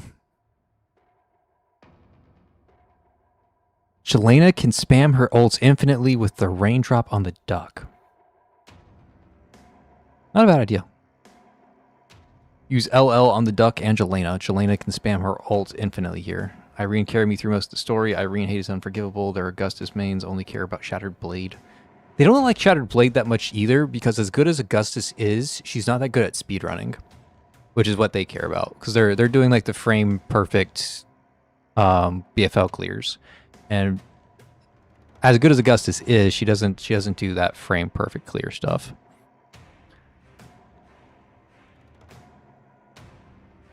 For 3-minute battles or shield stack, she is good, but her Reforge doesn't solve her high cost problems in passive stacking, so not ideal for BFL. Okay, I trust Odomer's analysis more than I trust others. So I'm starting to become a believer. But it's Irene. I'll use her regardless. If you guys don't know, my Irene is 10, 10, 10, 10, Shackle 5. When her Reforge comes out, she will be ECB 3, and I have every single Irene skin. So we're on the Irene fan bus. Okay, so let's go ahead and do this. You guys are about to learn some secret tech. This is usually used for Kokolik. This is going to be on my secret tech video for the Kokolik Reforge. But I'm not going to do it with Kokolik. I'm instead going to do it with Oak Casket. Okay? Watch this tech. So I'm going to spam Oak Casket ult 4 times. But now my Oak Casket is out of energy. What will I do? Besides kill my own Oak Casket and revive her with 4 more ults. That's what I'll do. That is some black magic that you can use for these SP teams. Oh, deploy only Arcane or Catalyst. Oh, I can't do this with Oak Casket. Damn. Well, I'm going to take Oak Casket off the team, but you guys know what I'm going for at least. Also, this duck doesn't do any damage.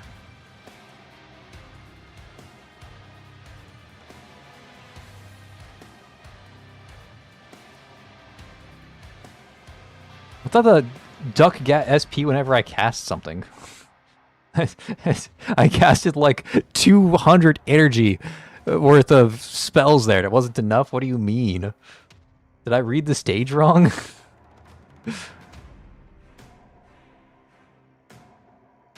That's wild. Whatever.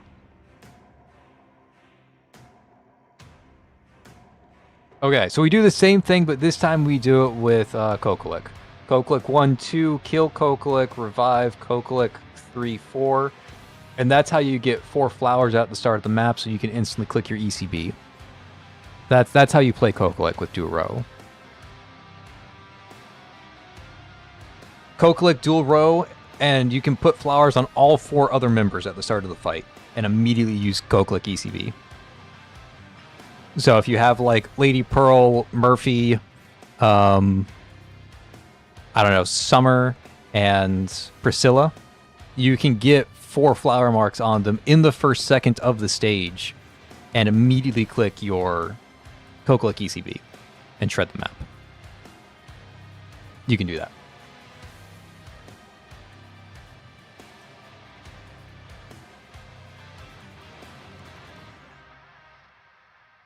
Holy, what is this refund? I obviously don't understand how this stage works because this Jelena doesn't make any sense to me. There's no reason I should be getting refunded like this. What the hell?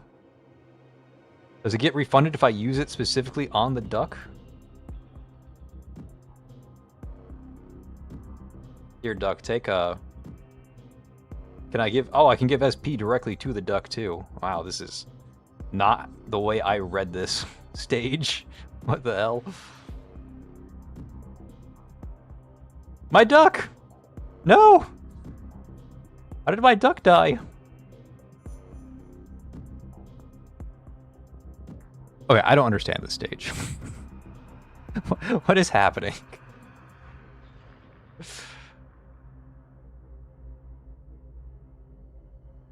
How did my duck die? What's happening?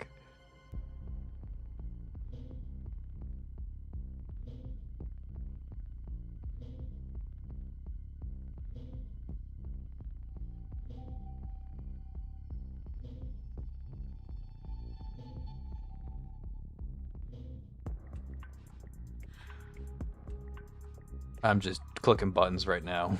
I don't know what the hell is happening.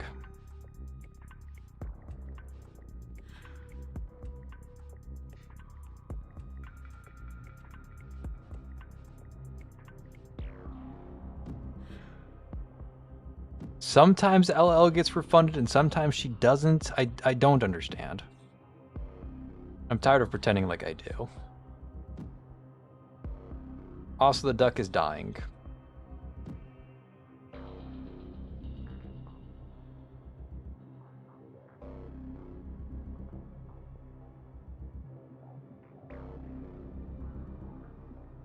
Like, I'm killing the duck faster than I'm killing anything else.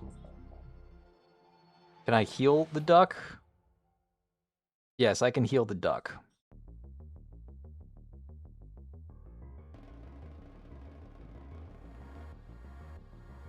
But I'm also hurting the duck faster than I am healing it.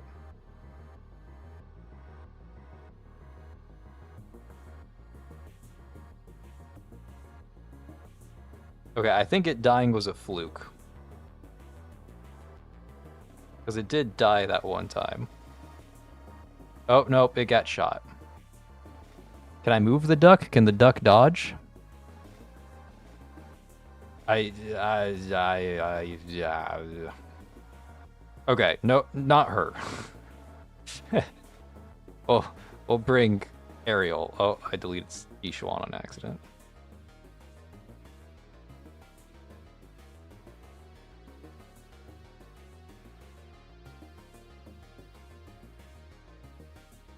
Okay, LL, you're my chosen one. I don't know why you're being refunded sometimes and not others. LL, please help.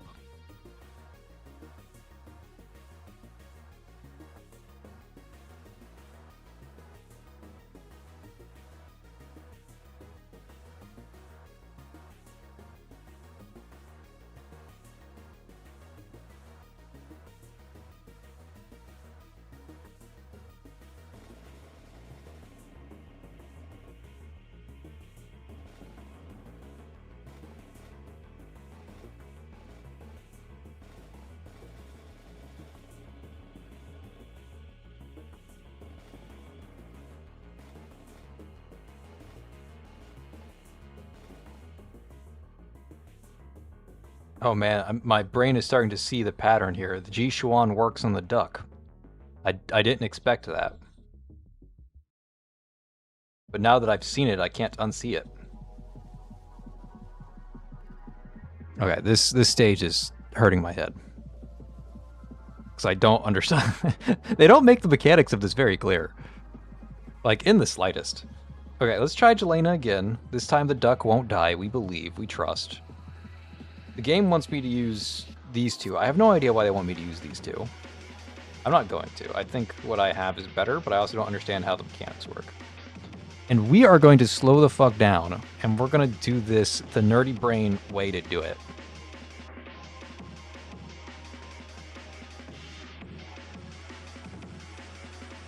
We're going to give the duck all of the healing it needs. We're going to give SP to Ji Xuan to set this up. And then we're going to load the fuck up on LL. And we're going to get ready to go crazy with it. And we will be going crazy with it.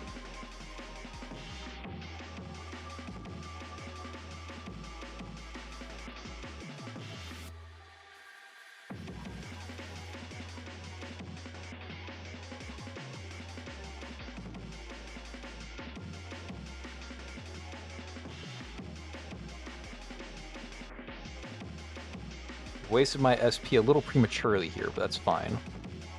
Okay. Ji Xuan, ult. Duck, ult. Duck, ult.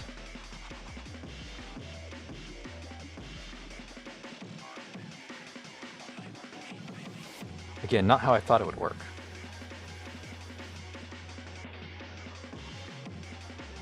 I'm too dumb to understand how this fight works.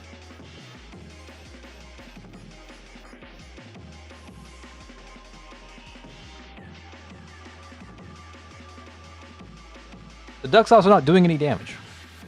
Am I canceling the duck attack? I don't understand what's happening this stage. I swear it should be working.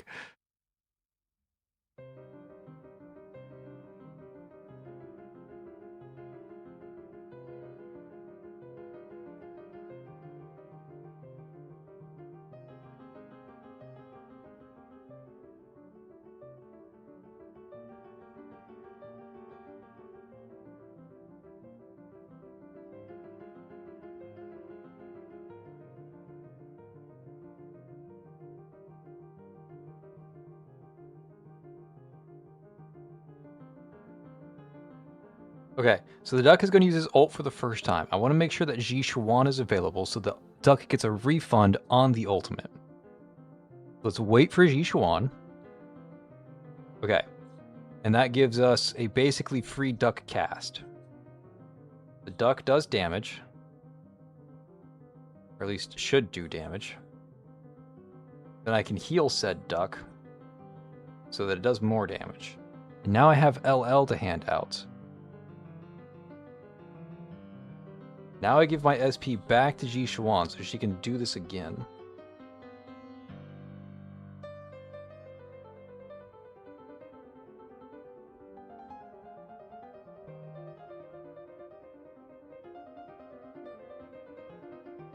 But my duck is dying. I don't exactly know how that works.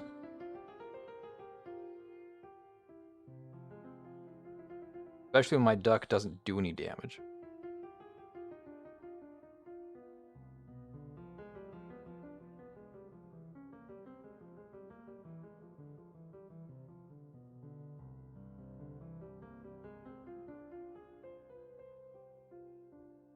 now Jelena's not being refunded, even though she was being refunded earlier.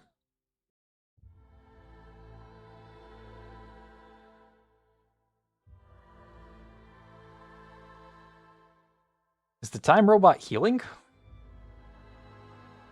Like, what is happening? How am I doing no damage? Am I supposed to hit this with magical people? I thought it was just the duck who could do damage. Why is it I who do no damage?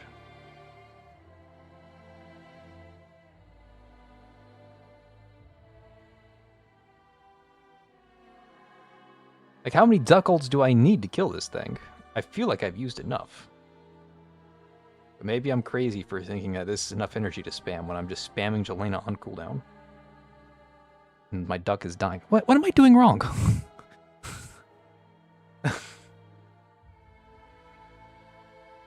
How am I losing this? Excuse me?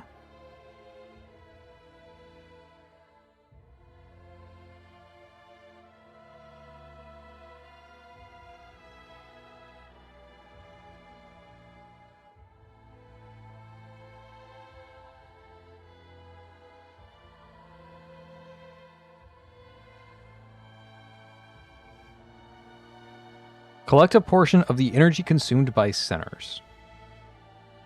It is recommended to deploy centers that increase ally energy efficiency or consume energy faster. Complete objectives in 45 seconds.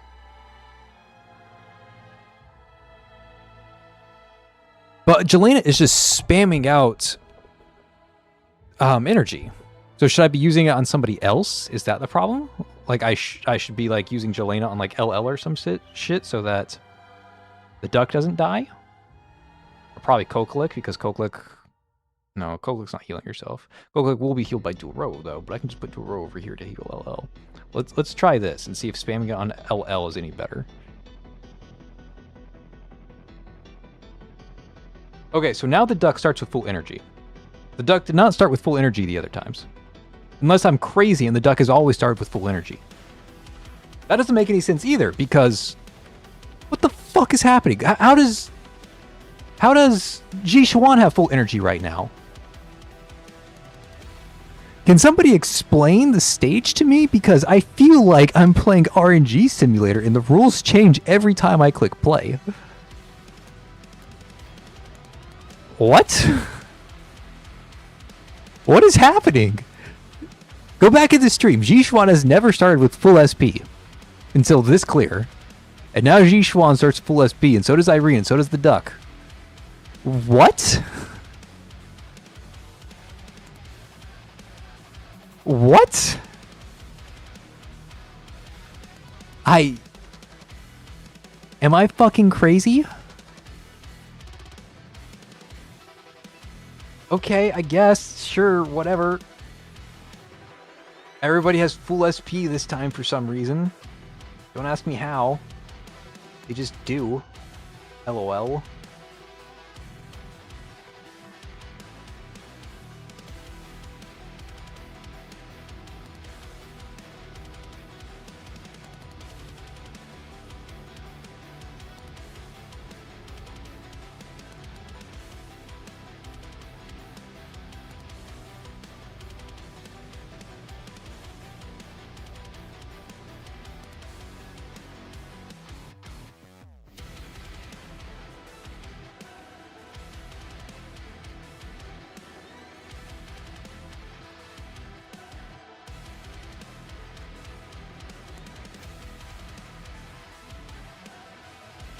Does the duck increase the SP regeneration of the people standing next to him or some shit? Like, what's happening there? Or is the SP just giving Jelena a ton of SP back because the duck is hitting really hard? Duck, what are your rules?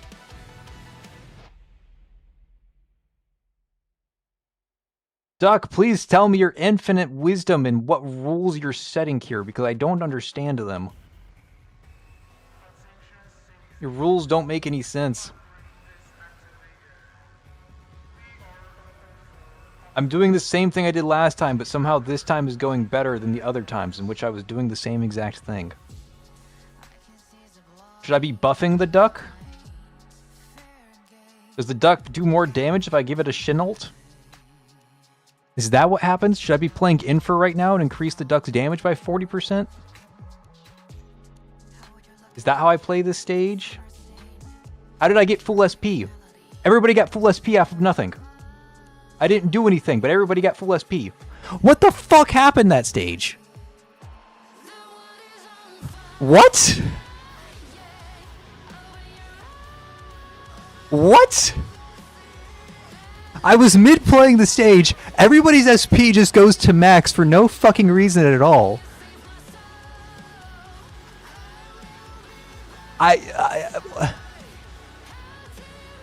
What?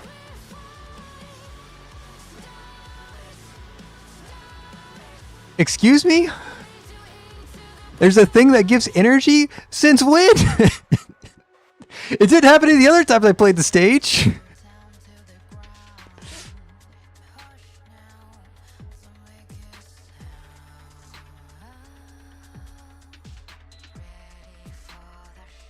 There's nothing here that says sinners get energy. Is the boss giving me energy? No.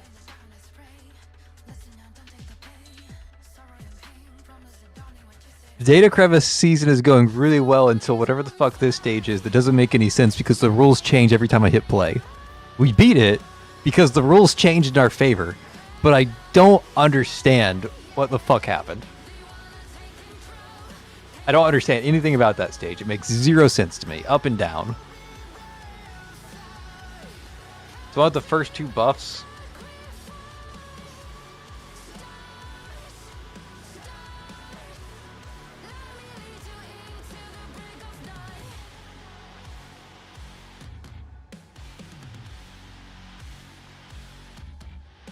Okay, so this heals me. Okay, the two buffs I used were Critical Resurgence and Charging Shield. Charging Shield literally didn't matter because I didn't use Shield. So that does nothing. Sinners gain 1 instance of immunity every 32 seconds. While active, healing's increased by 25%. When triggered, restores 40% HP and grants allies within a 3x3 square of 3% HP per second for 5 seconds. There's nothing there that says energy. What the fuck? There's nothing that gave my sinners energy, but they were just getting full energy off of nothing. I give up.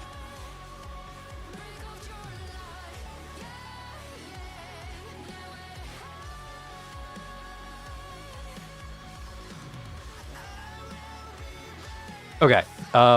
Enemies only take damage from specific elements. When dying, they will drop 1 lantern. After a period of time, the lantern will kill all sinners. Special mechanic: upon obtaining 1 lantern, allies become immune to all damage. Lanterns are automatically picked up when spawned. It is recommended to deploy sinners that deal elemental damage. Why am I dealing elemental damage? Oh, because I have to do specific element. So it's just the Jishuan check. Yeah. Yeah. Yeah.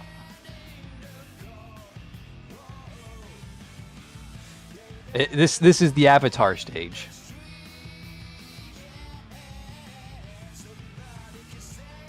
There was peace until the Fire Nation had invaded.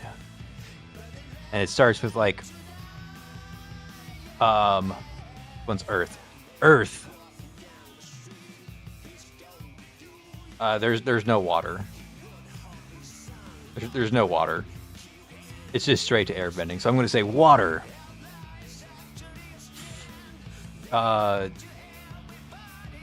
Fire. Air. It's an Avatar stage. Also, they say all the elements, but they don't include frost, even though frost is an element. Like, let's take a look at the elemental list, because the best way to look at all the elements is to look at Jishuan, because she's the only place that lists what the elements are. Okay, hold on. I've got to rant about this for a second. Path Nowhere has a mechanic of all this elemental damage stuff. But nowhere in game does it list what an elemental actually is. Is petrification an element? How do I check? How do I check what is an element and what is not an element? The only way to do it in the entire game is to click on Jishuan. If you don't have Jishuan, you don't know what the elements are. So the elements are burn, electrocution, wind gnaw, and frostbite. So frostbite is an element. And frostbite... Freeze is not frostbite? What? This entire time I thought Kelvin was a frostbite center. She's not? Frostbite isn't even in the game yet? Hold up. Frostbite isn't even in the game yet.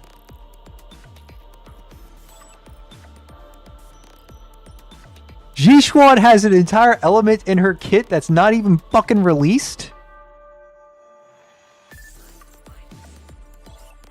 Pass to nowhere. Ainzo. The Chinese company that represents you. What the fuck?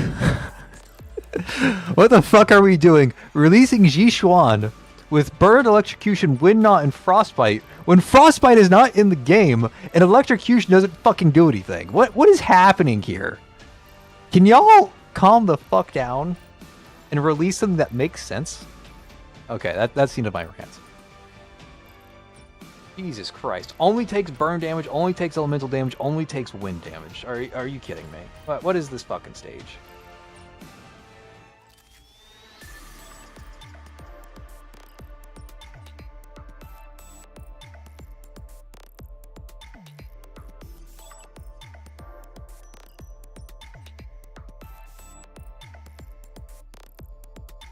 Okay, hold on. Let's take a step back and let's play this for real, because apparently this stage is actually somewhat difficult.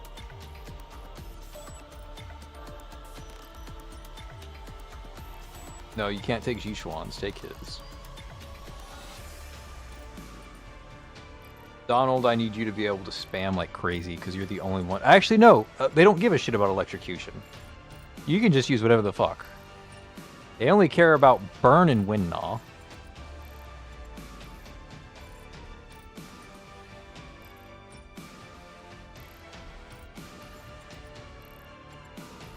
Okay, so I need you to run inversion slash, because there's a lot of wind gnaw that needs to be done. You're the best wind gnaw user. Okay, so Clementine, stare at this thing and hit wind gnaw. Estia, stand over here and do burn. Donald, hit this thing, I guess. Zhao Feng, come over here, and then Jishuan, exist. I'll swap their positions after the stage is over.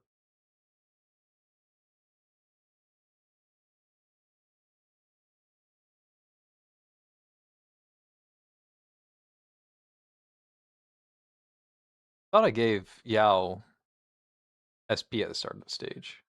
Must have unequipped. What? Excuse me? Did my Yao stuff not save?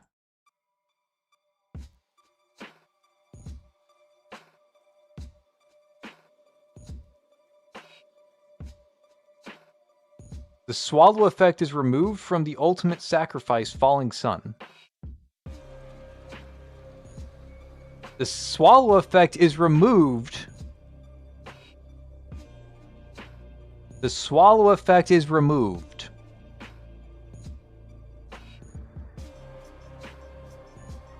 The swallow effect is removed.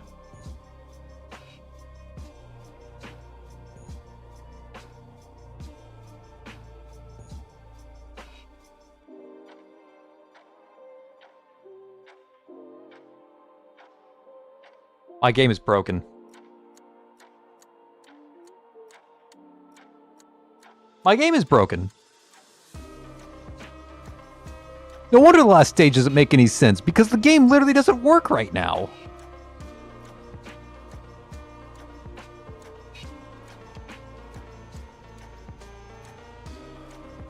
Y'all are seeing this shit, right?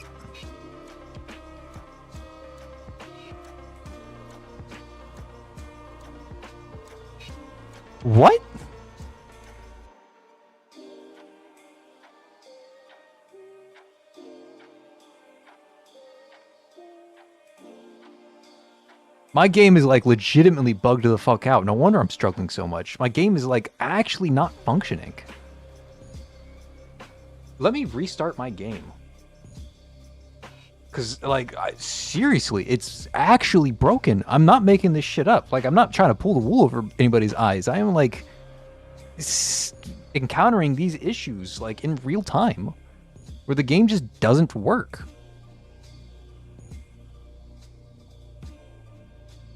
I'm using Assist Yow? Was I using Assist Yow? I don't think I was.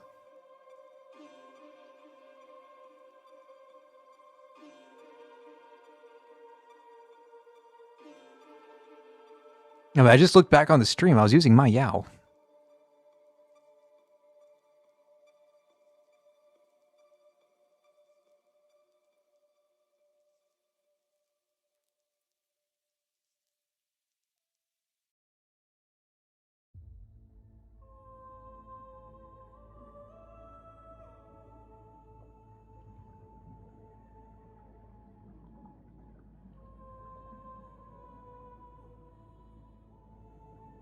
Now none of my centers are here. Okay, let's try this again. Yow.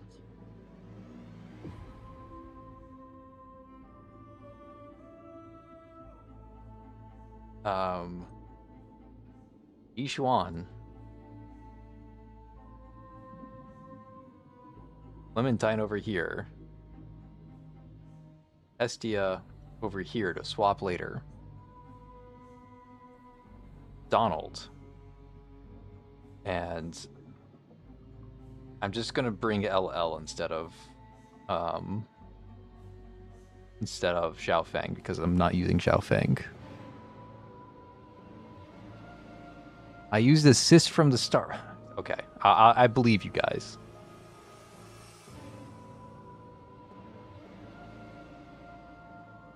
I was also confused why my Yao wasn't starting with full energy, so I believe you guys. Either way, it's really fucking dumb because of about 10 reasons, but whatever. I'll be the big boy.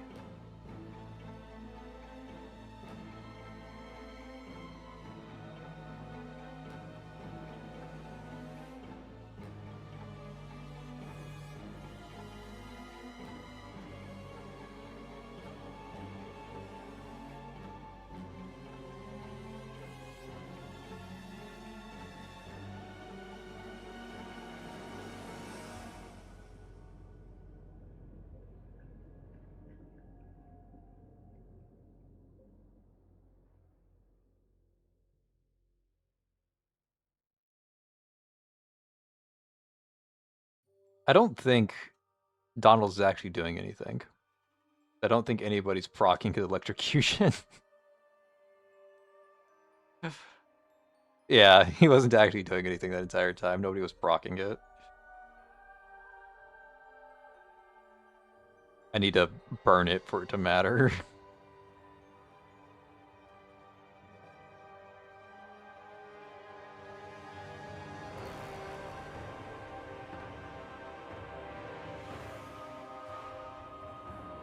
Actually, no, I'm still not doing anything. I need to do skill damage for it to matter. I'm still not doing that.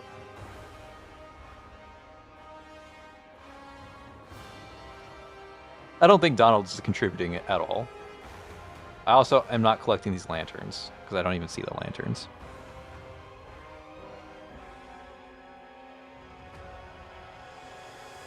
Who else does elemental damage? Is there anybody else, or is it just these people from the special assist?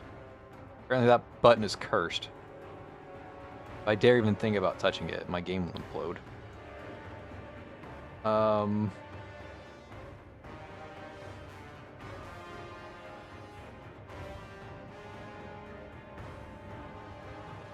Yeah, I guess I'll just bring Zhao Feng and let her swing at things, even though I'm not really using her.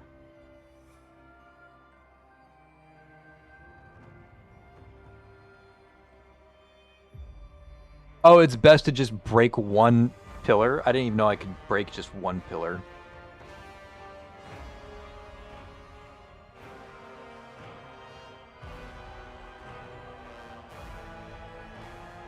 That makes so much more sense if I can just Thank you for that, Odomare. I didn't even realize that was a thing I could do. I will do that instead. Let me just completely break everything I was doing and click Xiaofeng.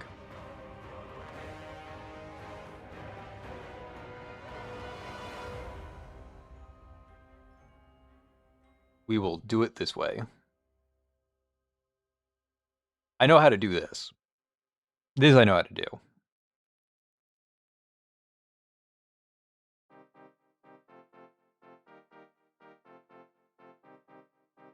Now we wait.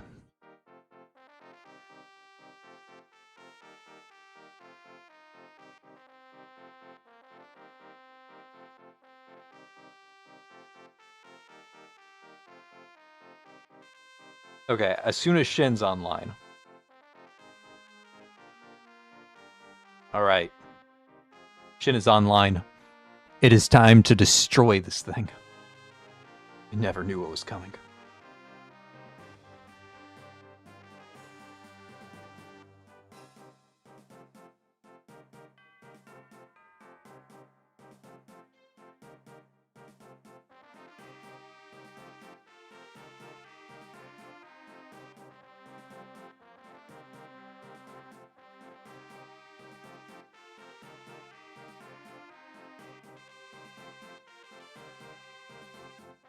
There's so many lanterns to pick up.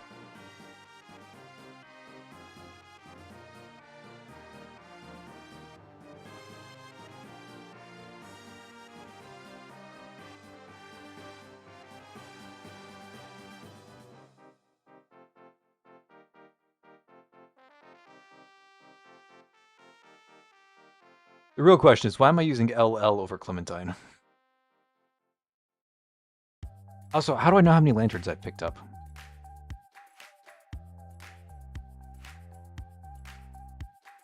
Also, I should be hitting both of these because I can't do that. Let's fix this just a little bit.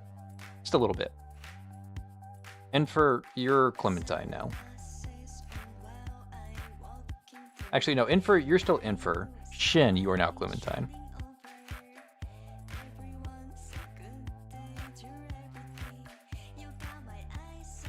This is, for those who don't know, this is a Path Nowhere song, apparently. It's from Beyond Discars.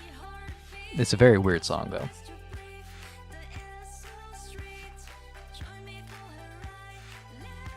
Okay, let's make it work. I definitely need to think better. I'm losing my mind with this data crevice weirdness stuff. But that there to hit both. This one will only be able to hit one. So I guess I choose the top one.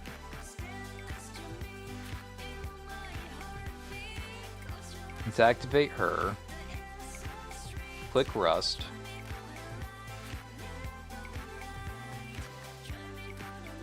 I'm waiting a second for Clementine, apparently, because she's running inversion slash.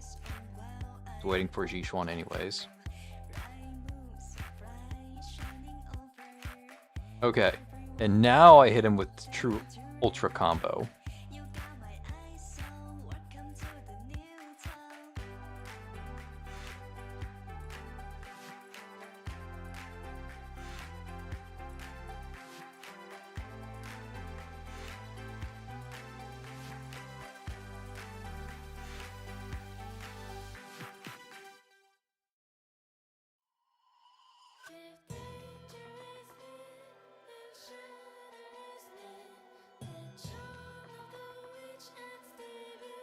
Wait, do I click on the lanterns? My sinners don't? I do? Jesus Christ. Oh my god, I hate this. I hate data crevice. I hate data crevice. I hate data crevice. I hate data crevice. I hate everything about this. Data crevice, it sucks. Data crevice sucks so much. I hate everything that data crevice has ever aspired to be. Data crevice is the worst idea anybody's ever had, and if reforging didn't exist, I wouldn't even mind, because at least then we wouldn't have data crevice. Data crevice is... who the fuck actually enjoys data crevice? Why did they rework Mania Training when data crevice exists? Okay, one more time.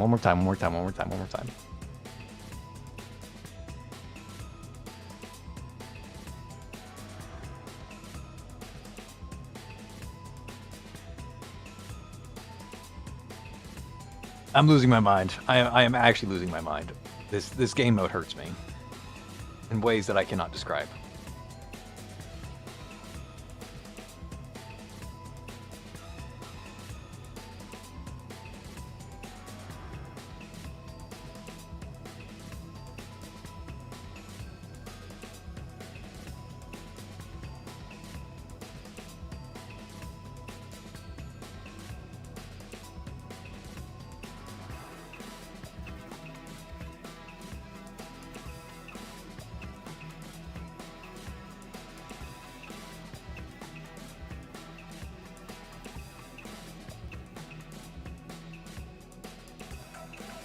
Okay, so what are these two enemies they're referring to?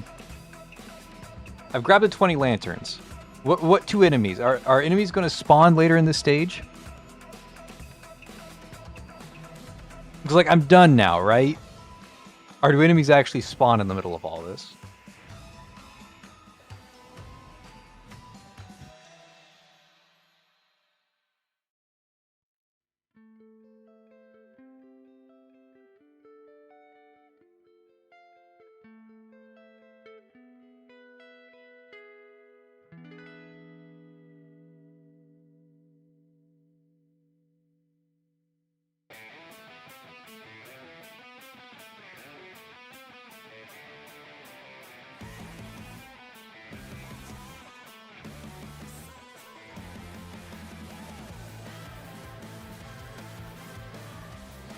Oh, they actually have health bars. You can't actually fully kill these things.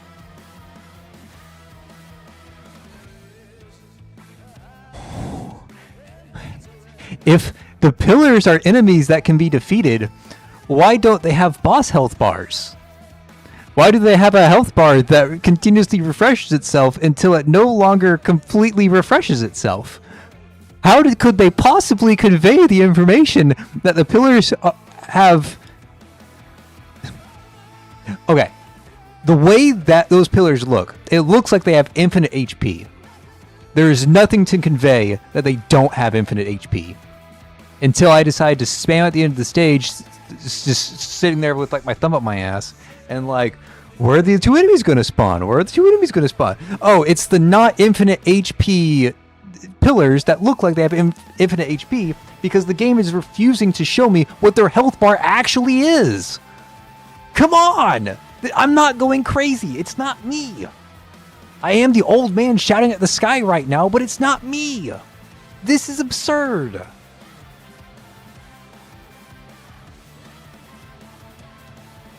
One more minor adjustment.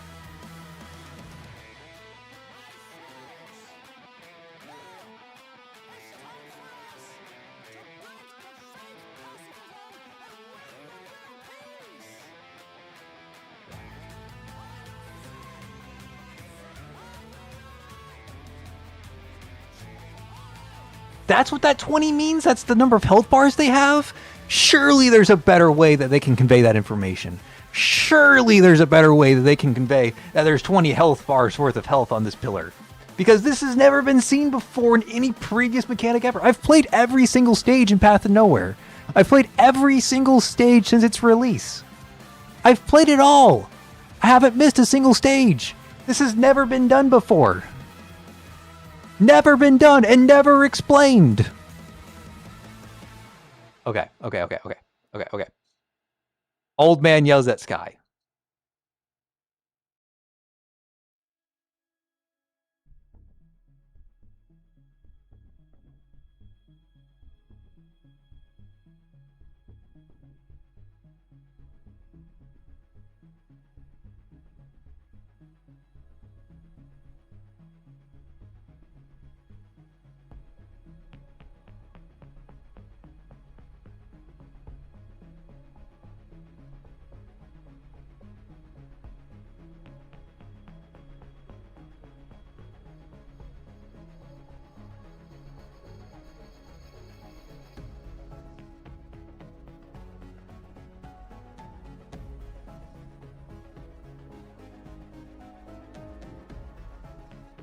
I can't see all these lanterns.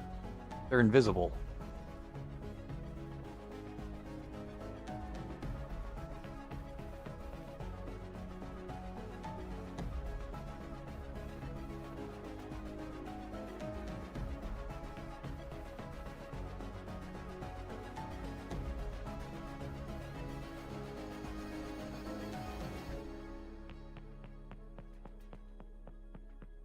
I'm waiting for over limits, for those who don't know.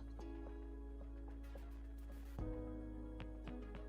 gonna wait until like 10 seconds are left.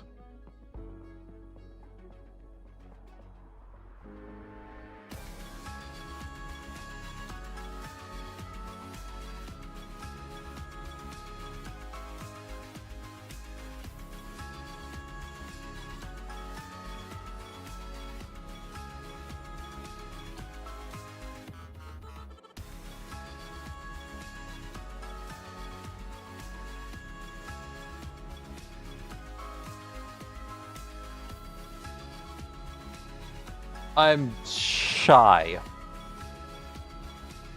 I'm shy by 7 health bars. The BFL one did way better than the other one that I did. Apparently I was still in the first 30 seconds of the stage that first time around. Okay, noted. No antid.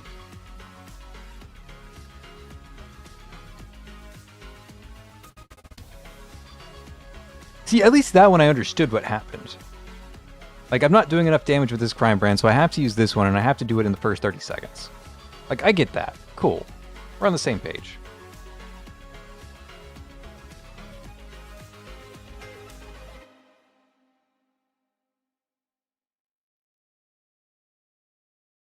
I should put him over here. It doesn't really matter.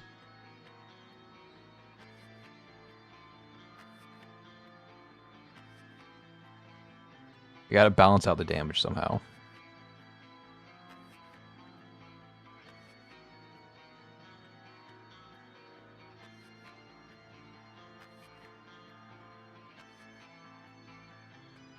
I see another way I could optimize this. I'm using my lions too early. That's a thing that I should have remembered, but I completely forgot about. Don't use the lions. Got it. Using lions is bad. Now I can use my lions.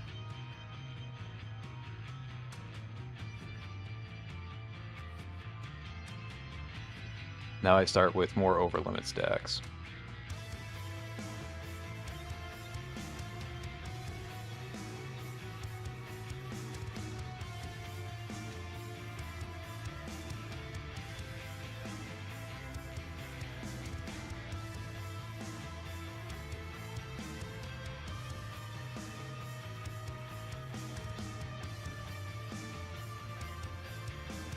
Picking up these lanterns by hand is the dumbest thing ever.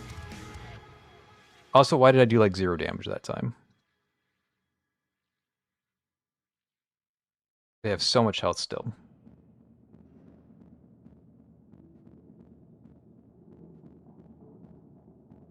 How did I misplay?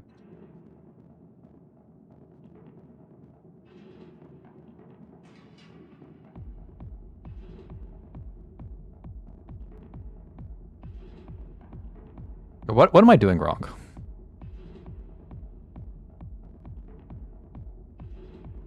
The buff that was opened? I guess I could be using a buff.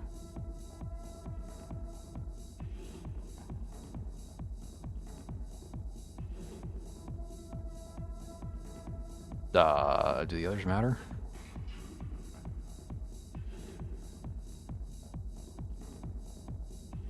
Don't they automatically pick up the lanterns? I don't think they do. Maybe the lanterns automatically pick themselves up. No, after a period of time, the lantern will kill all sinners.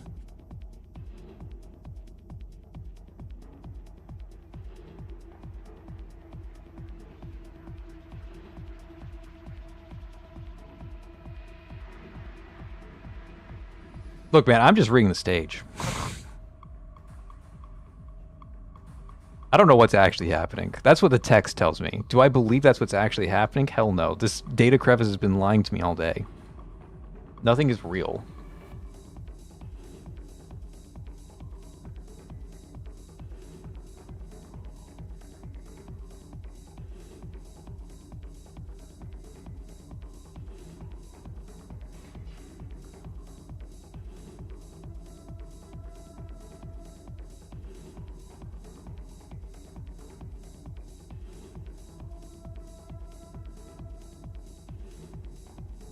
There's way more lanterns than there were last time. I must have forgotten to hit Zhao Fang ECB. The only thing I can think of.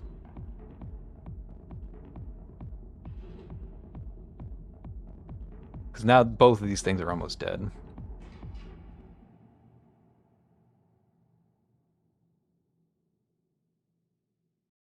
Okay, we wait until we get some more over limits and then we kill these things.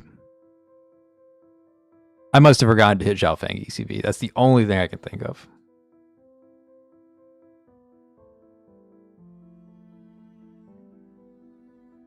I should theoretically be hitting this to get more over limits.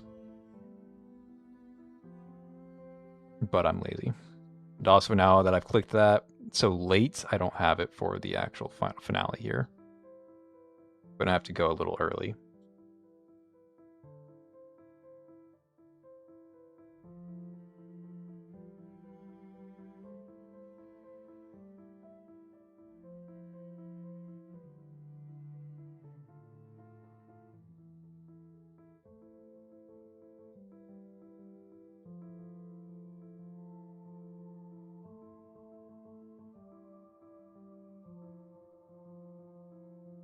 We did it! Yay! The stage that doesn't make any sense is now completed.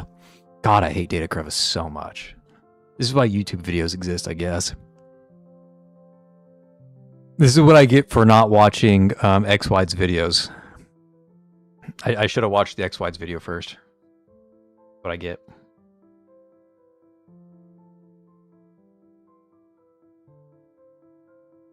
Okay. True damage is increased. That's all I needed to hear. True damage is increased. What do I have to do? Enemies have high defense and magical resistance, but damage taken will increase each time their core is broken. Are you just saying Shattered Blade LOL? Is that what I hear? Just Shattered Blade LOL? They want me to break cores and do true damage? Am I hearing this correctly? Am I being blessed for once? What are my objectives? Complete the objectives in 100 seconds. What is my objective? To complete the level? Here, I'll complete the level. Here, give me a last stand. I can just stand right on top of this guy. Hell yeah.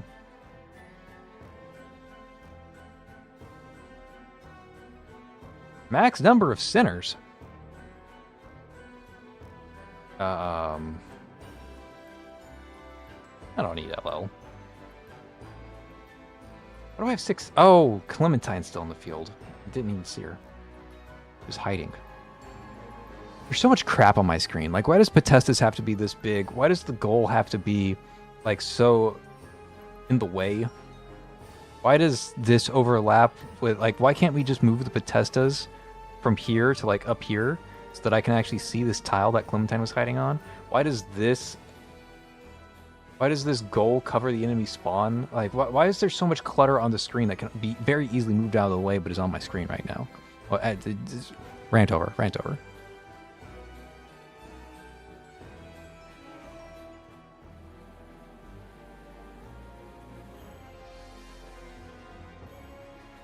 Deploy no more than 4 centers. Well, back to the drawing board.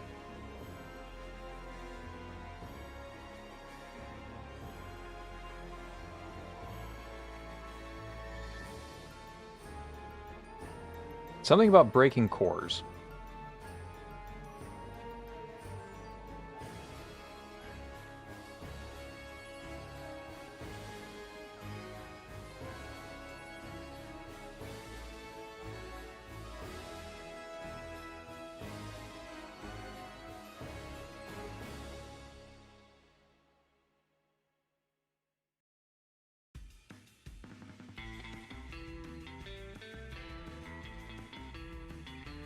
I was kind of waiting for this guy to reveal his cores, but I guess he's not going to, at least not yet.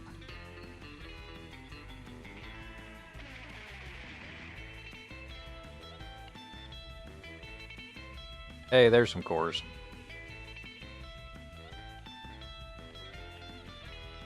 Now unstun my Singlinde, please, so she can make you take more damage.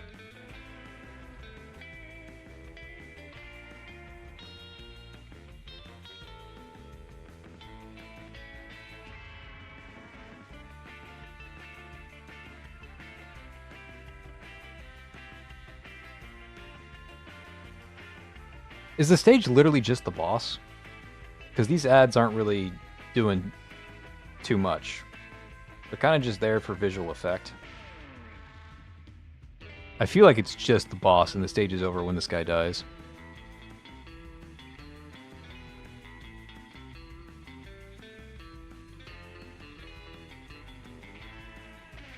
It took surprisingly little from that.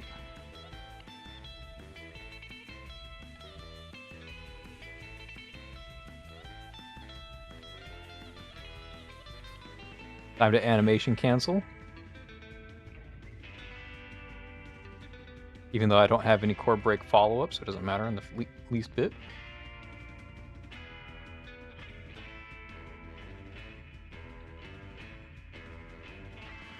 There we go, now it matters.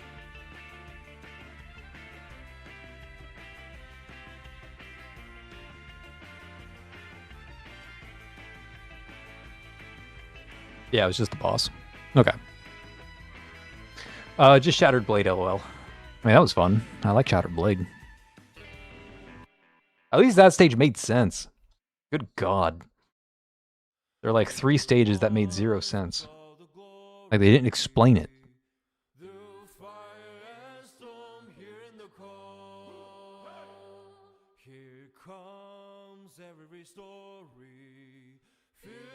Okay, goodies I can get in the Digivault now. I actually don't need any more of these A rank essences. I have 70 of them. I'm never going to burn... I don't need another 20. I'm just not going to burn through it. Same thing with these fragments. I have 5,000 of these. I don't need any more. I need more blues. I'm down to like 12 blues. But actually, I just need these and blues. That's all I need. This stuff that's being sold, I don't need them. Being said, I'll grab 20 of them. What else am I going to spend it on?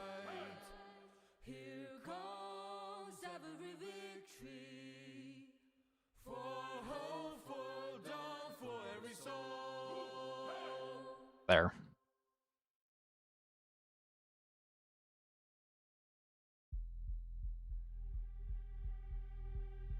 Data crevice is a fucking mess. Yeah, I need more blue balls. Yeah, thank you. Thank you, Odomir. Thank you. Core break damage and elemental damage. Control counts, defeat points. Unit healing and survival score. So I need to run Xiaofeng, Reforged 11, and healing. I don't know why they have like the healing shielding thing every time in data crevice, but they do. Every data crevice is like heal and shield, heal and shield, heal and shield. Nobody's healing or shielding ever. Why are you trying to like force it to be a thing? Okay, so elemental damage. And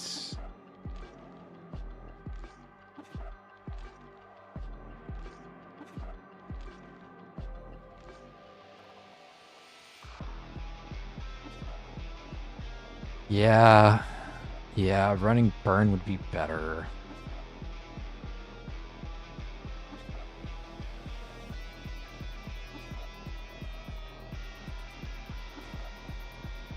Running burn would be better. That being said, we're not going to. Xiaofeng, Lamau.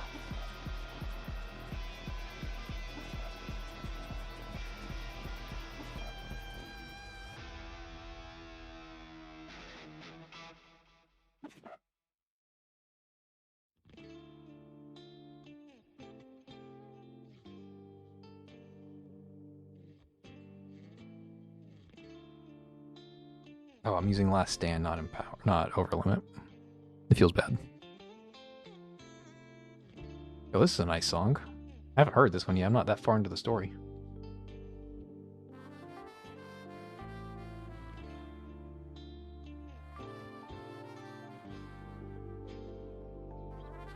Alright, boss buddy, show me some cores I can play with.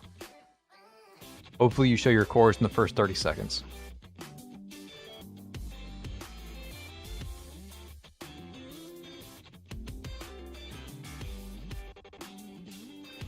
Unsealed Calamity, you want to reveal any cores, buddy?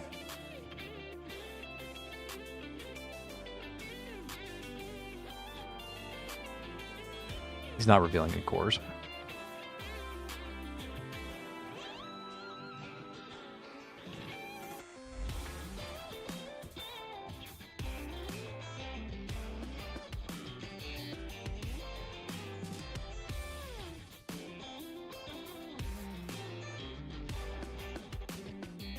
No, I told you to use your ult. And you didn't use it. I lost out on a lot of damage on that one cast. Oh, look. The thing I wanted you to do. You did it.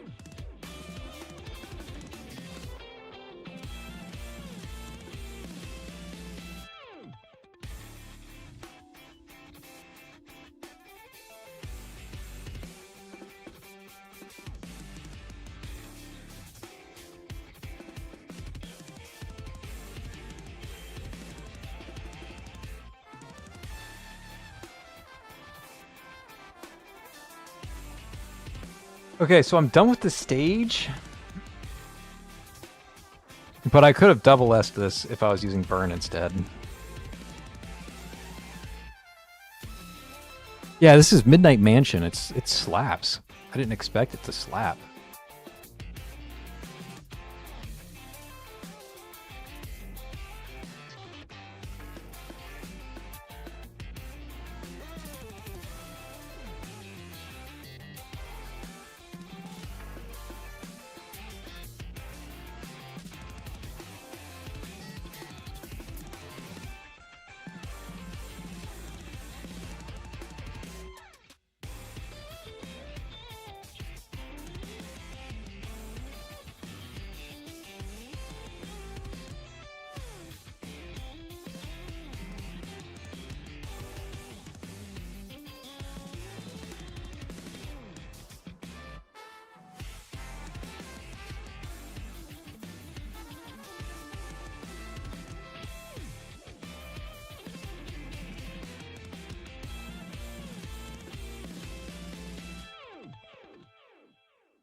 Yeah, I mean, we SS the core break damage, but honestly, we could have just done this so much easier if we used burn. So much easier if we used burn.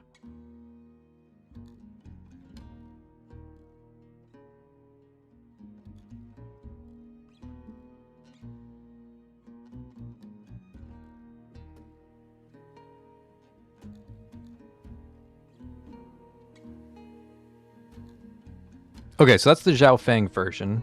A lazy version of it, but the Zhao Feng version nonetheless. Let's do the same thing, but with burn instead of Zhao Feng. I'm pretty sure even though the stage layout is worse for burn, it's going to end up being better.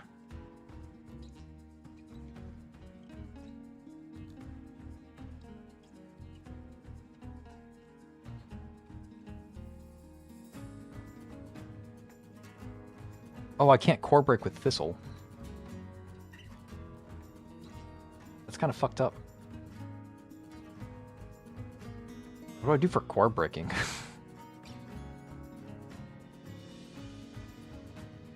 Like, I can't do Thistle. Do I bring Rust for core breaking? Kind of wild.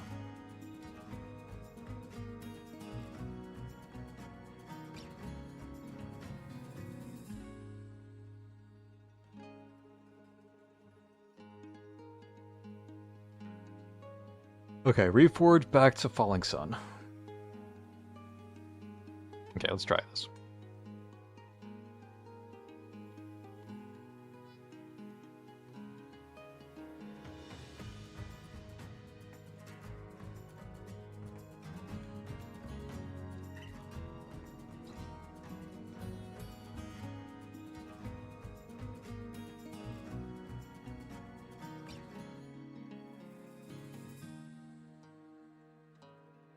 Okay, everybody's online. I'm using Overlimit instead of Empower. I also didn't put Yao back here like I'm supposed to, because I'm not... I don't like this team. I don't like Zhishuan. There, I said it. I don't like Zhishuan.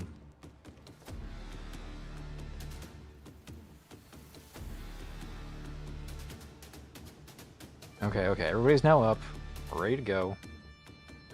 Attempt number 2. Do this, do that, do this, do that, Eat her. Reposition over here. Swing at that mess. 2 empowers. Eat her. Swing at this mess. Swing at this mess again.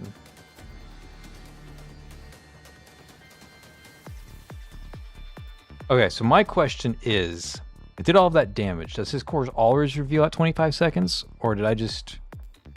Does my damage force that to happen? Good old reliable Raven, that's better than running Rust for sure.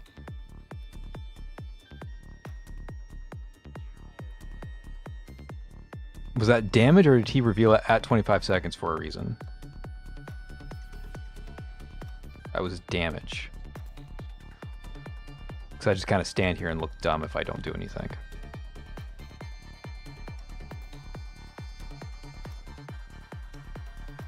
I don't care. I'm done with this stage. I got the double S. I've got a single S. I'm good. I'm out of here. I'm not I'm not gonna try and learn this stage. Reforged 11, yay! We get to use Reforged 11. Woo!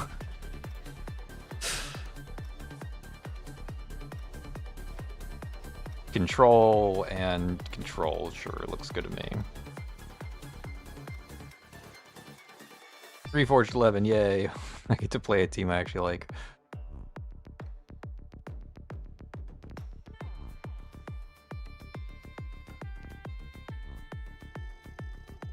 Okay. After some number of lanterns appear, that's even dumber. Stage sucks. I won't apologize for it.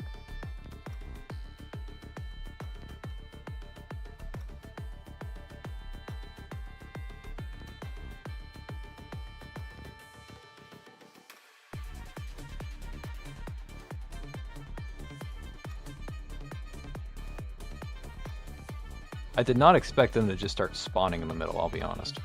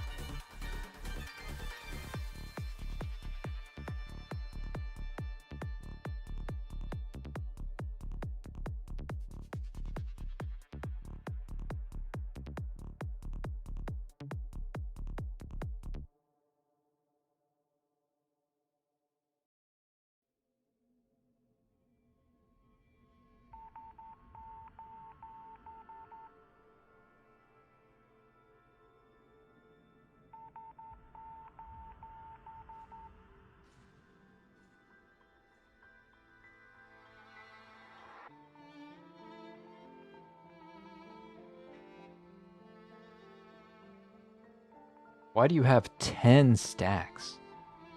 Holy.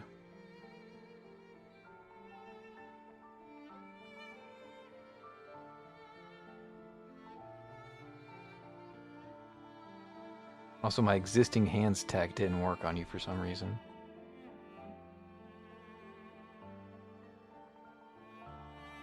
Do I have to, like, uncombobulate my own hand setup?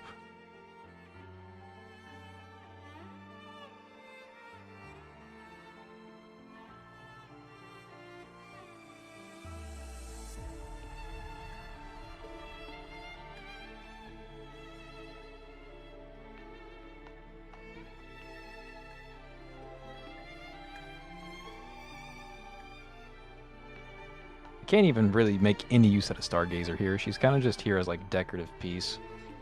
This isn't really Reforged 11. This is just playing around the control stuff, which is kind of annoying.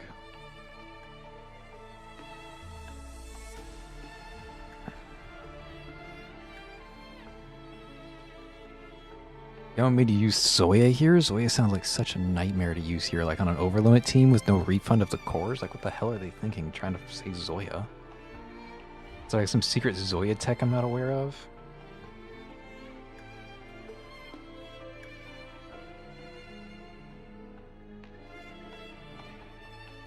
These don't make any sense. I mean, Wolverine actually does make sense. Wolverine makes sense. Nobody else in that list makes any sense.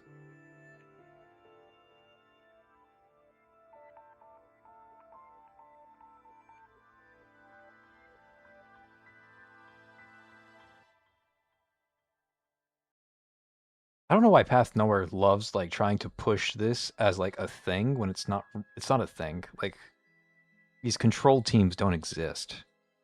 And if they did exist, it'd be Lamia. So why are they not pushing Lamia if they want to push this that hard? I don't understand what their motivations are.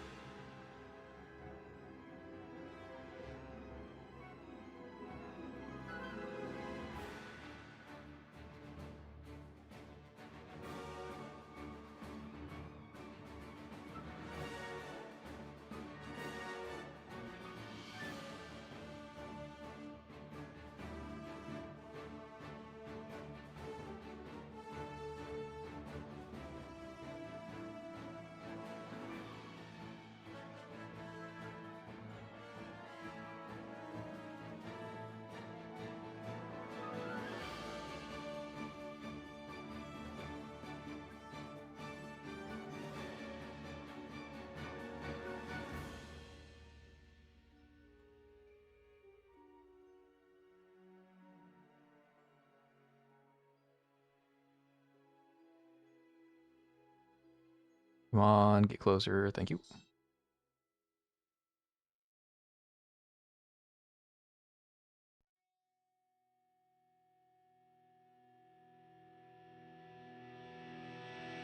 Let's go.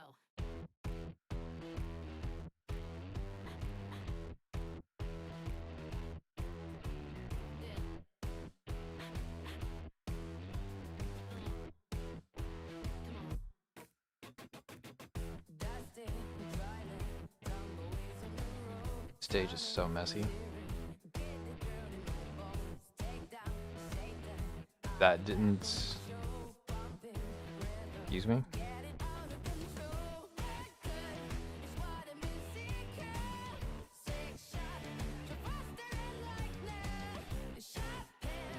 I think I should focus on enemies I can actually reasonably destroy, because these guys are just walking through. They have like 80 billion shields for no reason.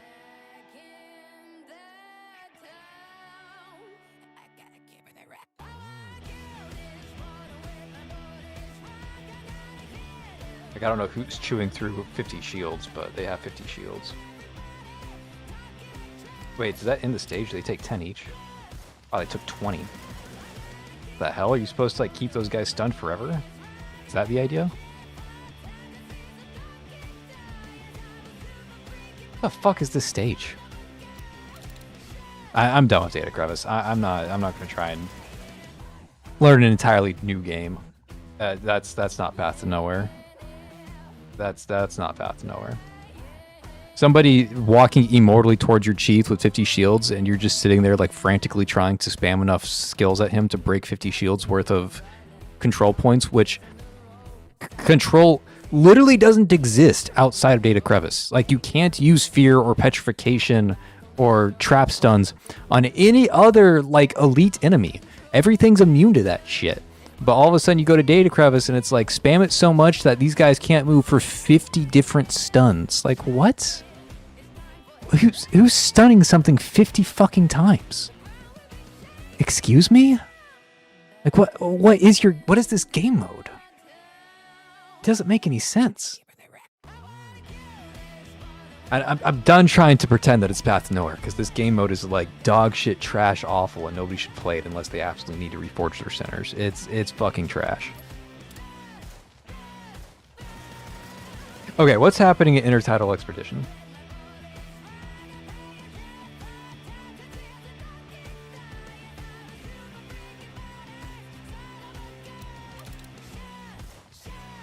He's just block 2. Motherfucker.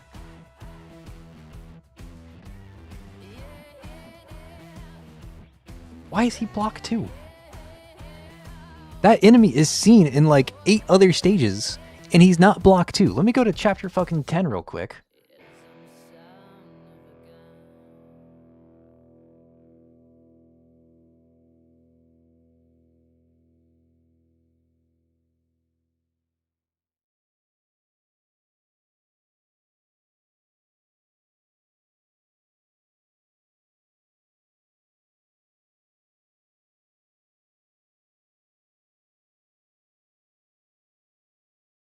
Gonzalez Elite. Core loss 2, core 1, nothing about block 2. He is not a block 2 unit. Until magically he gets the data crevice and he is block 2.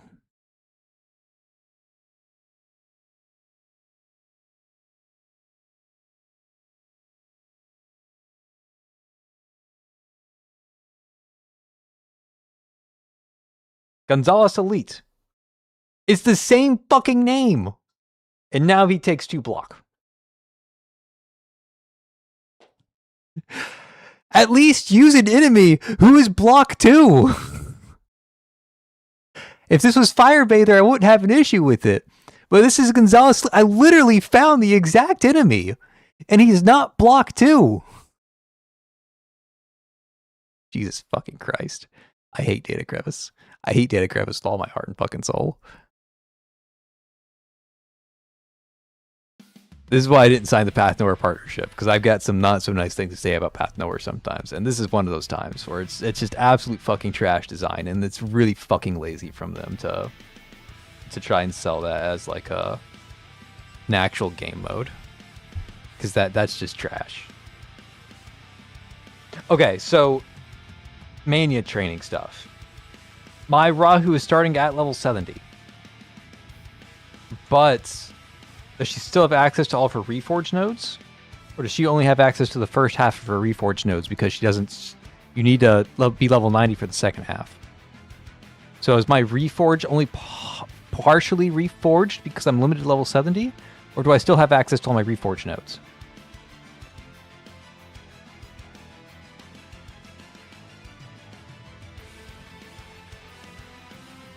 That's like a real true question that I need to know. Like if I bring Nox right now, am I trolling if she doesn't have her ECB? Your Serpent had access to everything. Okay, see, that's terribly explained. That's terribly explained.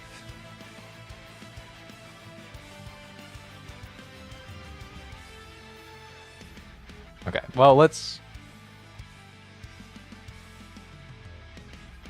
I also hate how they're having me... Okay, I am now, as of right now, I'm officially in a bad mood. So scrolling through all my centers is a pain in the ass. Right? I have too many centers for this crap. So I was like, oh, this is going to be easy. They recently introduced all of these tags to the filter option. So I'll just be able to filter to exactly who I want. I want to run the true damage team. Where are the fucking tags? Did you guys forget that tags existed?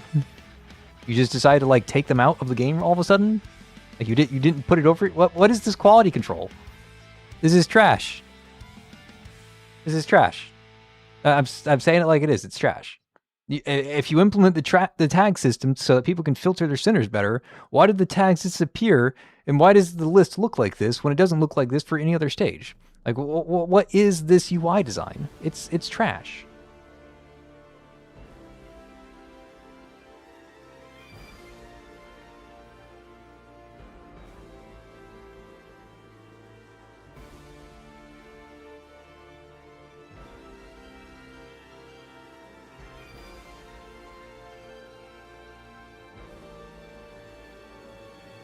I'm sorry if you guys are taking offense to me being harsh on Path of Nowhere, but this is the kind of quality of life that Path of Nowhere had that made it stand out against other gachas. It's why it was better than Arknights. It's why I stopped playing Arknights when Path of Nowhere released, because Path of Nowhere was doing all this shit that Arknights wasn't. And Path of Nowhere, from these stages that I've been putting off playing, Path of Nowhere is getting really fucking sloppy. If you have a two block enemy, use an enemy that is actually 2 block. Don't just say, oh, Gonzalez Elite is now 2 block, because it hasn't been for the previous 17 chapters of Path of Nowhere. Every other stage that Gonzalez Elite has appeared, and he's been a single block. Why are you making him 2 block on this particular stage? Like it doesn't make sense. It doesn't track. Use an enemy that actually does take 2 blocks if you want to use an enemy that has 2 blocks. Okay, and then again on stuff like this, if you have the tag system, you should be using the tag system. Why? What the fuck? I'm expecting a certain level of quality from you, and you're not giving it. You're not even trying to give it.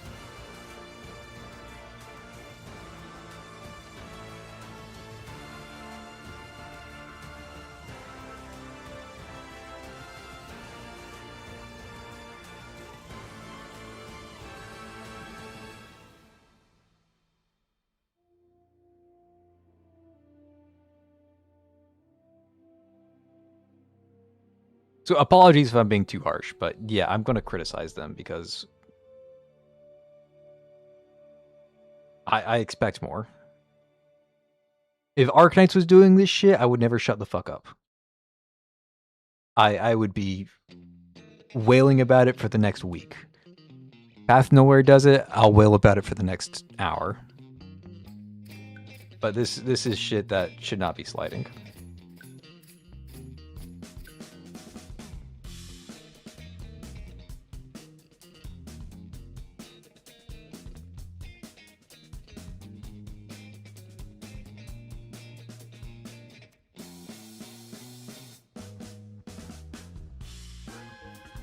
Blue Abyss. I don't know what Blue Abyss means, but I guess I'll find out.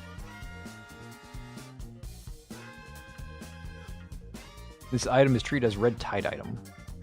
Okay. True damage increases by 10%. Cool. True damage increases by 10%. Cool. Cool. Looks good to me.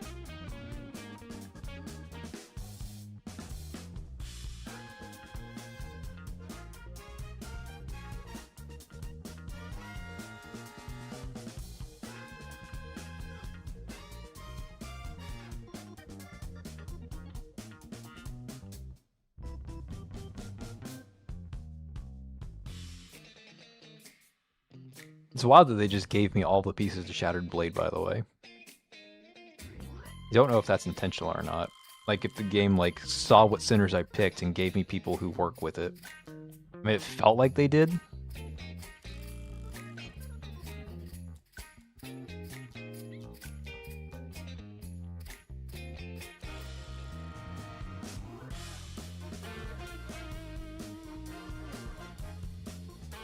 My Augustus is not level 90, but this Augustus can be level 90? Is that what I'm saying? I mean, sure.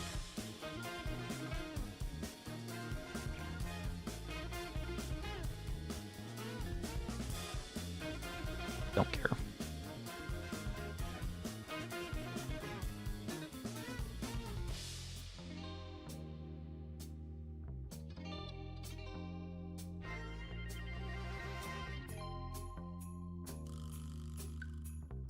Oh, the stage is slightly longer. I might not have enough Shattered Blades to last the entire stage.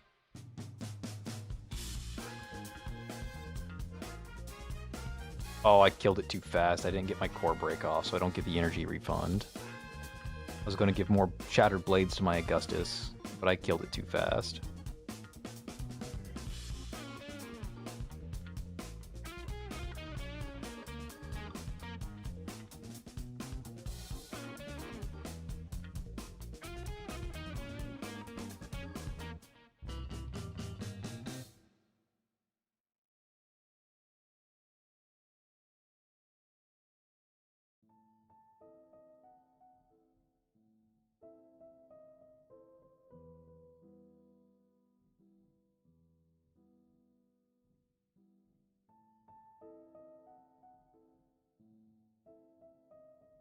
I think base 90s appear in the high-level shops too. The centers start at level 70 usually, and you can buy them to be level 90 upgrade. So they're not my centers. They're just like abstract centers. Because my centers are not level 90, right? I don't have a level 90 Synex.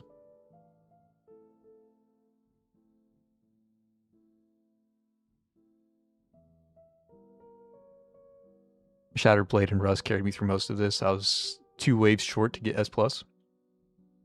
Interesting.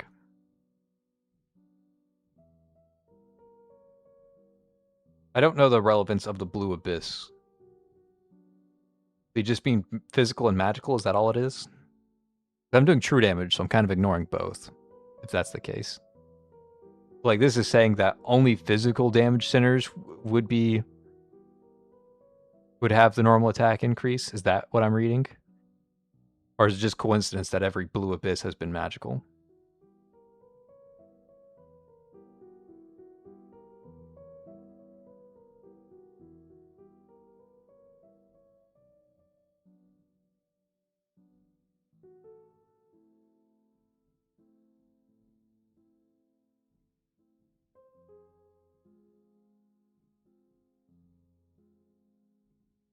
Blue Abyss is to magic, okay. Red Tide is physical, got it. So I'm true damage, so I'm ignoring it all.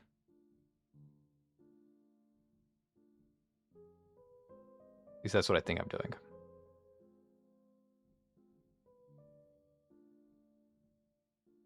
LL, welcome to the team. Seto, congratulations, you're level 90.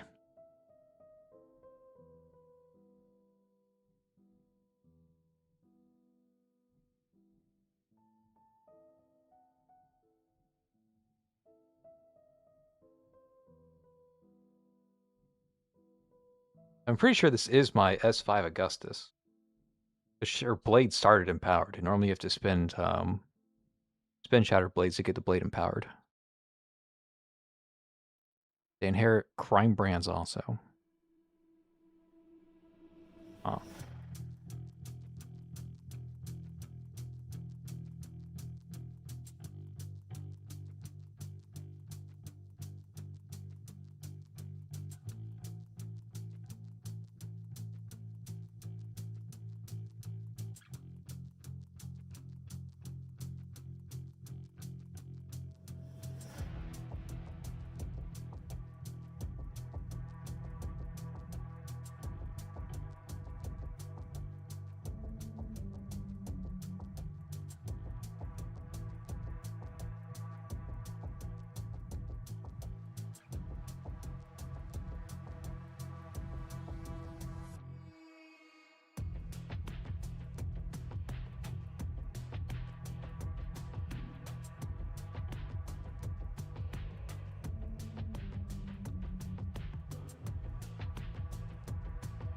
Yeah, this is a mix between... Mania Training no longer exists.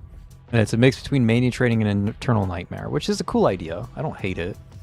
I'm not really engaged right now, but I'm also on the easiest difficulty. Oh. Oh. Oh, yeah. Inversion slash in a box. It's really fucking weird, but I'll take it. Random inversion slash in a fucking box. Oh, legendaries. Yeah, I did not see that coming. Okay. This is a little bit more engaging. Like, you can buy an LL thing, an LL specific enhancement. That's pretty cool. I don't have the funds for it, so I kind of wasted my refresh. Oops. But still, that's kind of cool. Like, right now, I can give LL inversion slash, because she really likes inversion slash, and she'll pop off. That's pretty cool.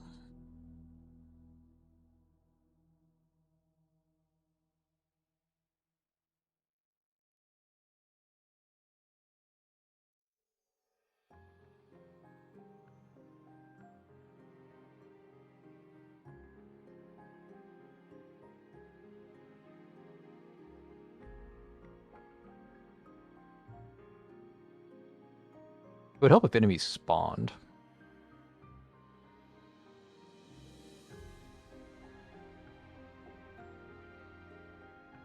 Like, I'm trying not to run out of Shattered Blades. But I can't really do that unless enemies are actually on the stage. But I think I'm good now. I think I have enough for the entire stage. So I can just AFK with Augustus now.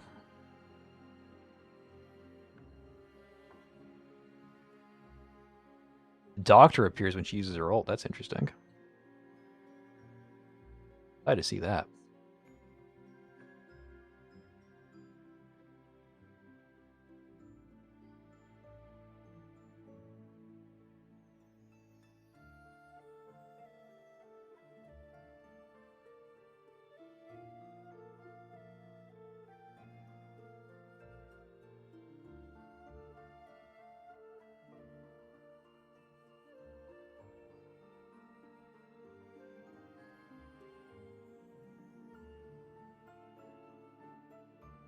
The whole Discorp gang is in this if you pick up the right items. That's really cool, actually. I'm going to grab the LL, even though it doesn't really matter. All elite units damage and movement speed by 20%. Centers deal 30% more damage to elites. Sure. Increases block count by 2, take 20% increased damage, and deal 20% increased damage. I'm not so sure about that one. Maybe. Let's grab that one for sure. Let's grab the attack. Let's refresh this. Boss Hunt. Increases all boss units damage by 20%. Centers deal 40% increased damage against boss units. Sure. And I'll guess I'll grab a little bit of defense since I'm making enemies stronger. Hey, look, a boss. Just in time. I think this is my first boss.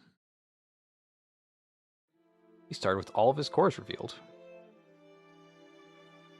Huh. I did not exactly expect that.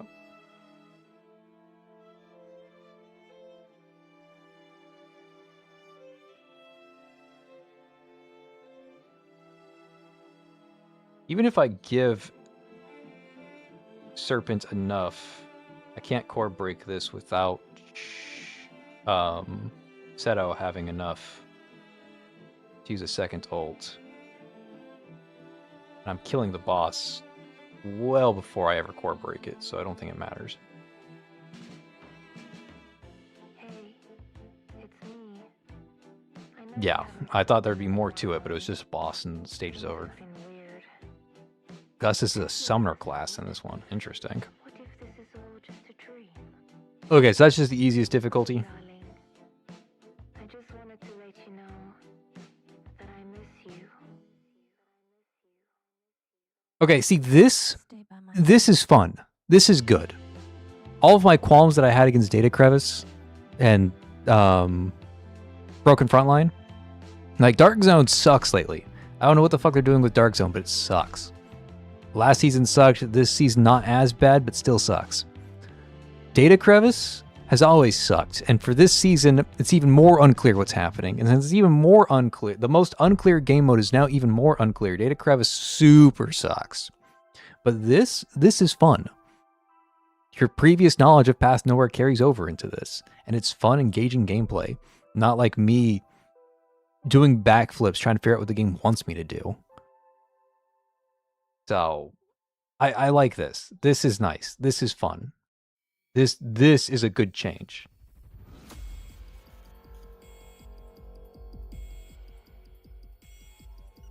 Everything I've seen so far, this is good.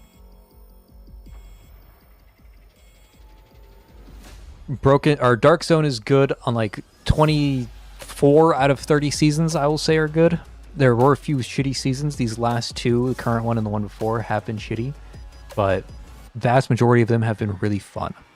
Data Crevice has always been in like a rough spot. This season, it's in a very particular rough spot because nothing fucking makes sense and nothing's explained. So those are my thoughts. Fuck Data Crevice.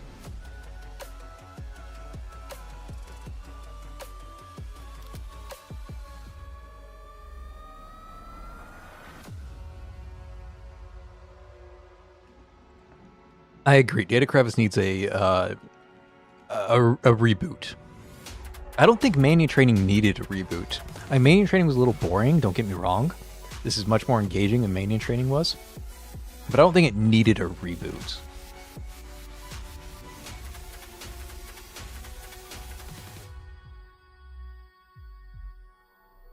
Okay, so do we just stick to Shattered Blade?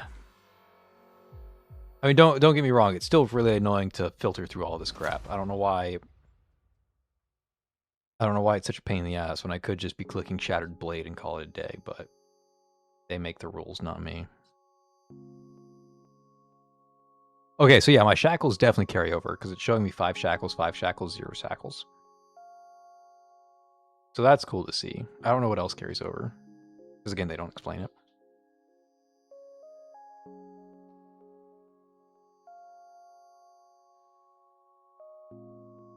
I should have started with Serpent. I don't need Seto. Serpent's good for clearing, though. Serpent is better in Shattered Blade than Seto is, as sad as that is.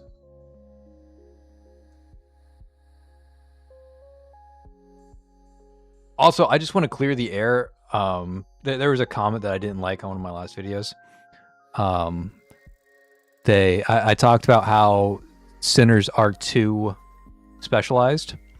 So, like, I think Stargazer is one of the best examples. Stargazer is a terrible design because she is only going to see on magical summon teams. If a physical summon team is ever released, Stargazer will not see play because she's only good on magical summon teams.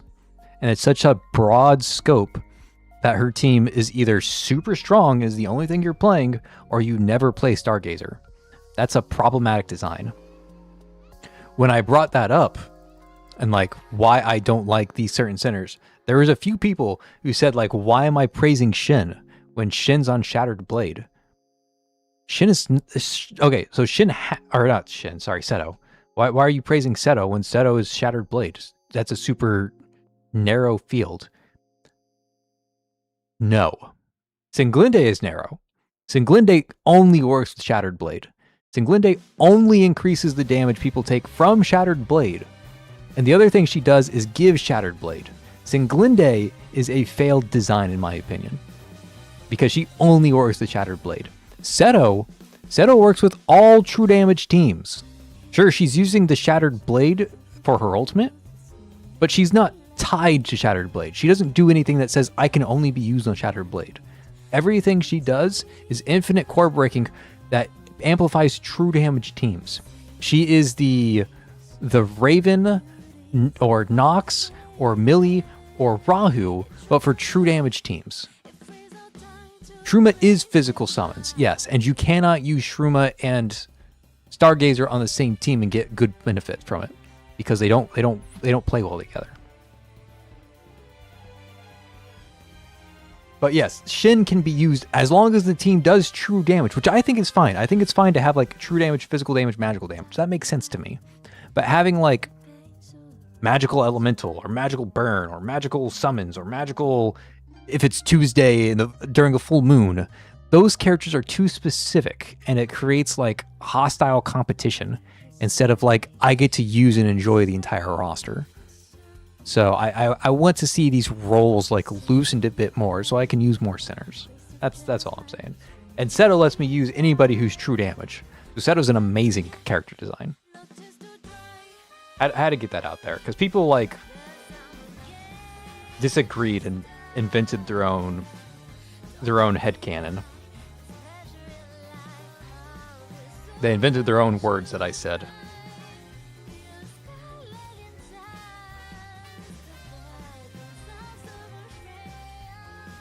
So if I wanted to min-max for more money, what I would be doing, because you get money from killing things, right? What I would be doing is that I'd be waiting until there's 1 second left on the stage and then using Augustus ECP. Because Augustus ECP rains down for the next like 2.5 seconds, and anything that spawns just gets instantly deleted by the Augustus ECP. So I would be waiting until like a second left on the stage, pop that, kill everything as it spawns. But I don't care, so I haven't been doing it.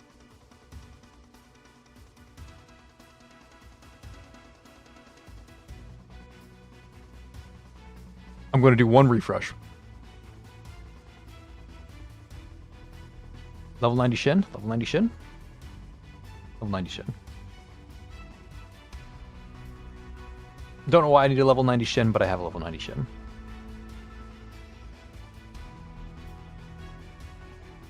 But will Murphy replace Reforged Serpent and Shattered Blade? I just Reforged Serpent. I have no idea. I don't think so. She's really strong. Just reading the numbers, I have no idea what her kit does, but looking at her numbers, she has a 40% normal attack damage boost and a 30% attack damage boost. That's like the highest numbers on a character I've ever seen. Those are ridiculous numbers on a single character. So she's broken as hell. Just the numbers, right? Just the numbers. She's broken as hell. I have no idea what the kit does itself, but the numbers are absurd. That being said, I think Murphy's more of like a buffing support unit. I don't think she's replacing Reforged Serpent's like sub DPS role. So I think Serpent is fine to stay. If anything, I think Murphy will make Serpent stronger if you use them on the same team and need Serpent to do stuff. So I think Serpent's here to stay for a while. I think Murphy helps more than she hurts Serpent. I don't know who you're going to drop because the team's very good. But somebody can get dropped for sure. Hell, I might start dropping Seto. Because if, like, my Shattered Blade does so much damage that I don't need a core break shit. And Seto's only here for core breaking.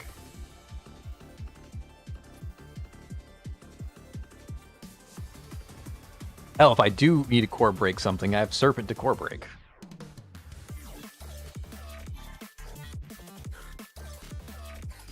Okay, I'm going to do the thing.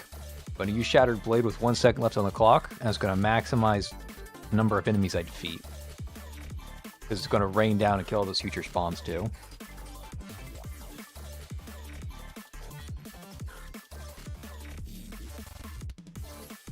The game really wants me to bring Cynex, but I'm not grabbing Cynex. I'm not going to do it. You guys can't stop me.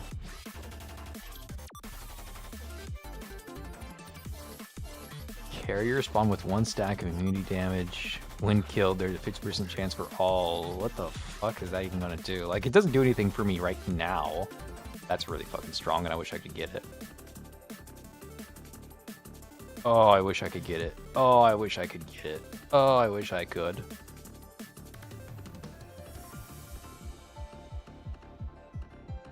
I should check both shops before I make a decision on one shop or the other, because of stuff like that popping up. I didn't even know that was an option, but it's really good. And if I knew it was an option, I would have grabbed it over whatever else I grabbed.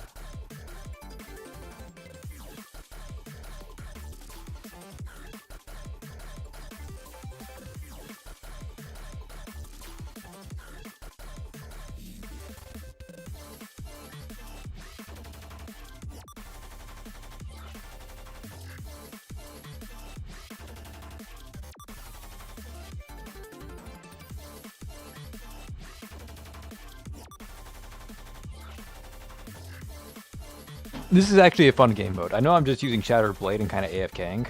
That's just how Shattered Blade plays. But I think this is a really fun, engaging mode.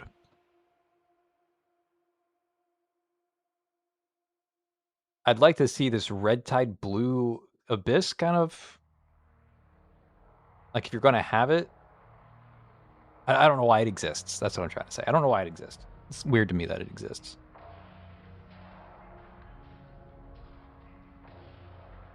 Increases all allies' true damage by 15%. Done.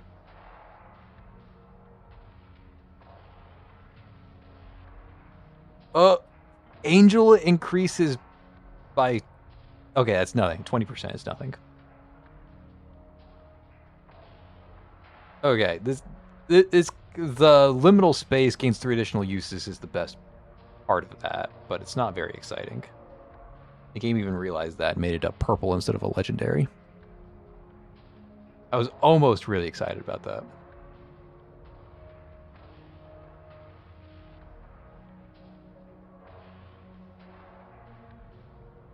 Okay, refresh again. Raven 2? And the first 2 times Stanza is cast, it instantly kills all enemies within range, excluding boss units. After this effect disappears, decreases Raven's natural energy recovery speed by 30%. That actively nerfs her. Raven's a support, not a screen nuker. That just makes her weaker.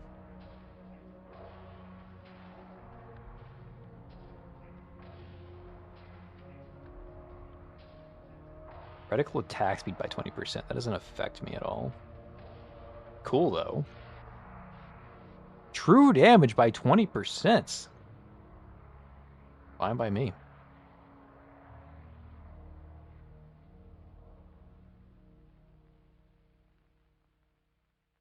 Alright, moving on.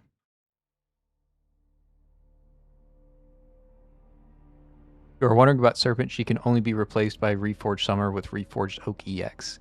Yeah. Yeah, I have that now. I haven't had it in the past. Now I have that option available to me. I still haven't used it yet.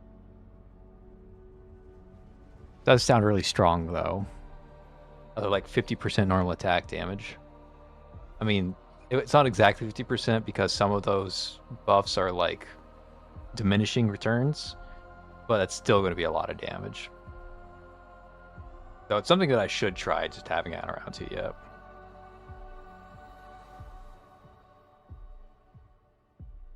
Too much work to change out all the anchors and then put it back on the old people and blah, blah, blah, blah. Anchor juggling, I hate it. It's even worse than crime brand juggling.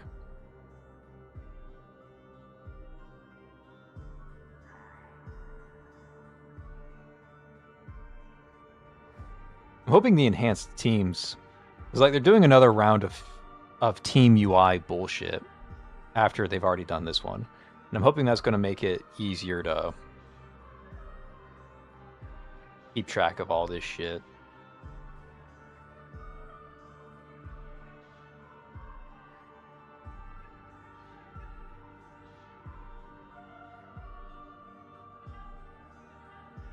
If you take Infer and her buff, it would look really fun. Recommend. I'm excited. There's been some really fun Infer stuff in the past.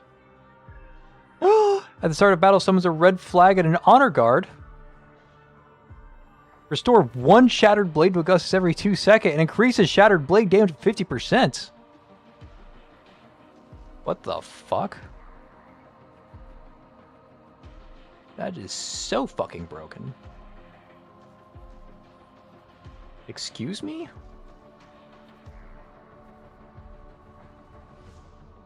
I should probably grab Synex to see if she has a buff. But I'm going to see her buff. If she has a buff, I'm going to see it anyways. Because you can buy their combat supplies without having the center already.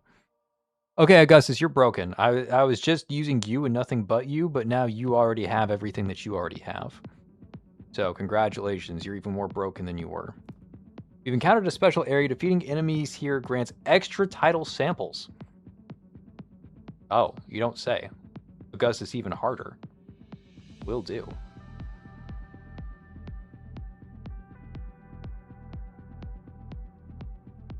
Just when I got my Augustus stronger. Now that she's summoning Discord people. Wait, what is this? A little present for me? Oh yeah, a little present for me. I don't have to do anything, it just kind of gave it to me.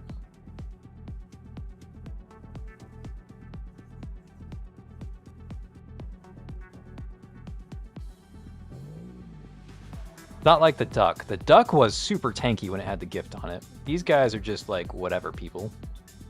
They don't have like the super tanky claws. They're just giving me supplies for the hell of it. But like, we feel like you deserve more, so take more. I mean, it kind of gives you a reason to re-roll early, so that you can like have enough power to kill these guys. That's kind of cool.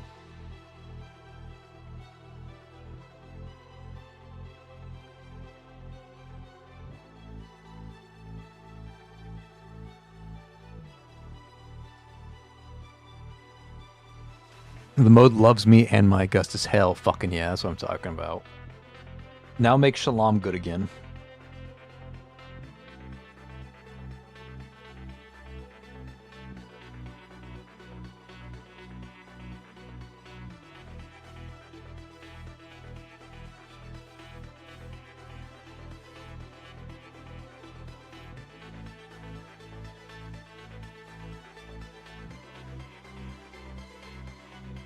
$11? For each strange entity summoned increases magic damage up to 10 times. Interesting. Is this the permanent one? Yeah, this is permanent. No, it's not permanent. Attack speed, pierce damage no longer declines. Okay, that's whatever. I mean, it's fun, but it's whatever. Corrin's not getting any love there. The Testas can no longer be actively used. After moving, heals all units on the field and grants them Empower as well as Last Stand. This effect triggers once every 10 seconds. What the fuck?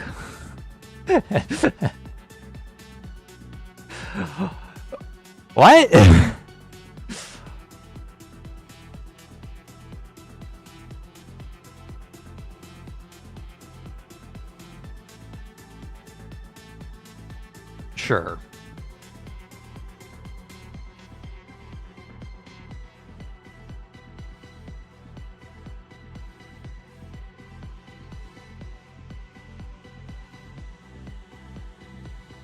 Synex attack increases by 20%. Blood Oath becomes permanently active.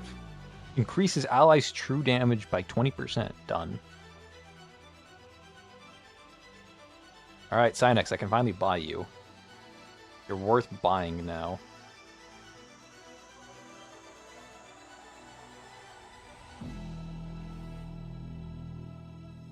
Congratulations, Synex, you do something now. You have a reason to exist.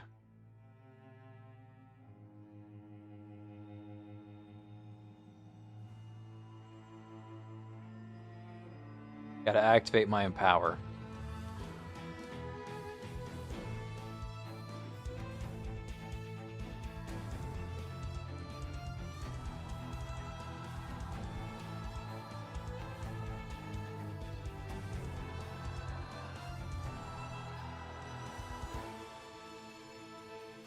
Hold on, let me activate my Empower again. There we go, okay.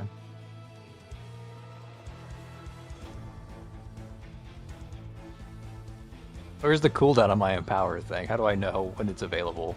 It wasn't available there? It was available there, okay, okay. Yeah, super unclear. Could use a little bit of help on the UI department. Blood Oath is her ultimate, right? No, Carnival of Ruin. Oh, nope, yeah, Blood Oath is her ultimate, yeah. Okay, so I used it once, and it's permanent. I'm still getting energy still, so it's a little confusing on that department. But she has like the increased range and everything, so it's working. It's just confusing on the UI front.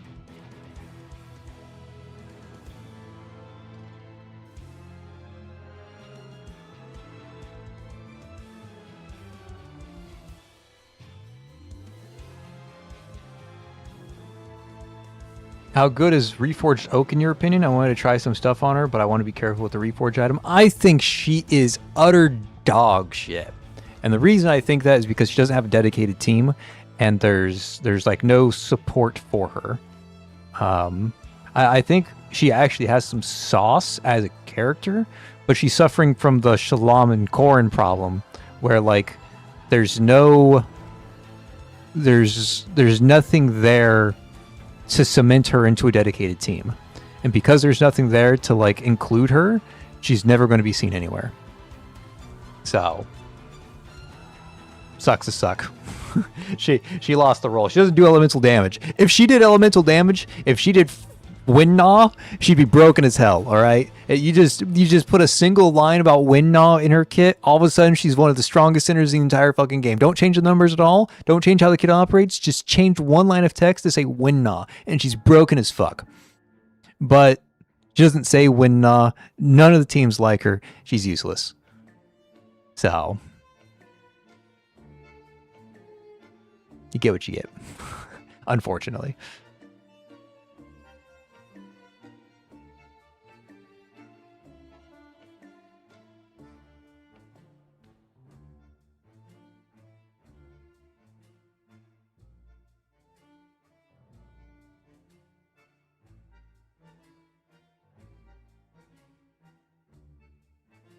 For each Catalyst Center deployed, all allied DPS centers on the field deal 15% increased damage.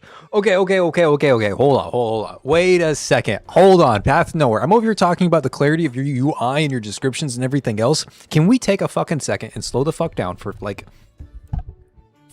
Seriously, can y'all get like a QA team out here? All right? Y'all need a QA. I don't know what happened to your QA team, but y'all guys need a quality control team. Okay? Because I say this shit all the time in my videos. And every time I say it, I'm like, man, I am confusing a part of my audience. I'm glad that I don't have to be as professional as Path to Nowhere. Because what the fuck is a DPS center? Thank you, Violet. Violet Nova over here is like, what the fuck is a DPS center? Is Coke like a DPS center? She's a catalyst, and she does damage. Is she a DPS? Is LL a DPS center? She has auto attacks. Those deal damage. Does her damage increase? Is a DPS center like restricted to Furies and Reticles? Like anything not a catalyst? What the fuck is a DPS center? What? What is a DPS fucking center?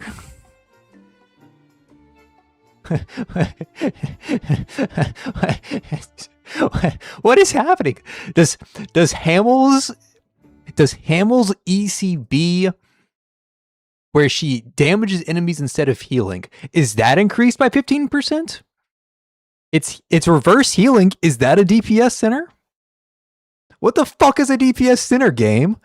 I say this in my videos, and I confuse part of my audience because I get lazy when I say DPS unit. And I know I'm being lazy when I say that, but I'm not putting out the fucking game. And this should be fucking clarified. What the fuck is happening here? Okay. I'm done with my crash out. I'm having a lot of crash outs lately. Path nowhere, fix your shit. Another Augustus. Enemies' movement speed decreases by 40%. Magnetic blade damage coefficient increases by an additional 100%. After activating the ultimate, sends paratroops within the range of Nirvana port to assist in combat, which will disappear when the ultimate is removed. What the fuck? And more true damage? Holy, I am fucking spoiled. Woo!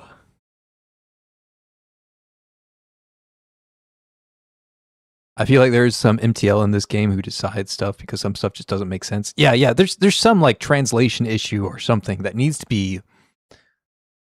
There needs to be a quality control person who sits down and reviews what's going out, because right now stuff is being sent out without being reviewed, and it's starting to get to me. I'm getting annoyed.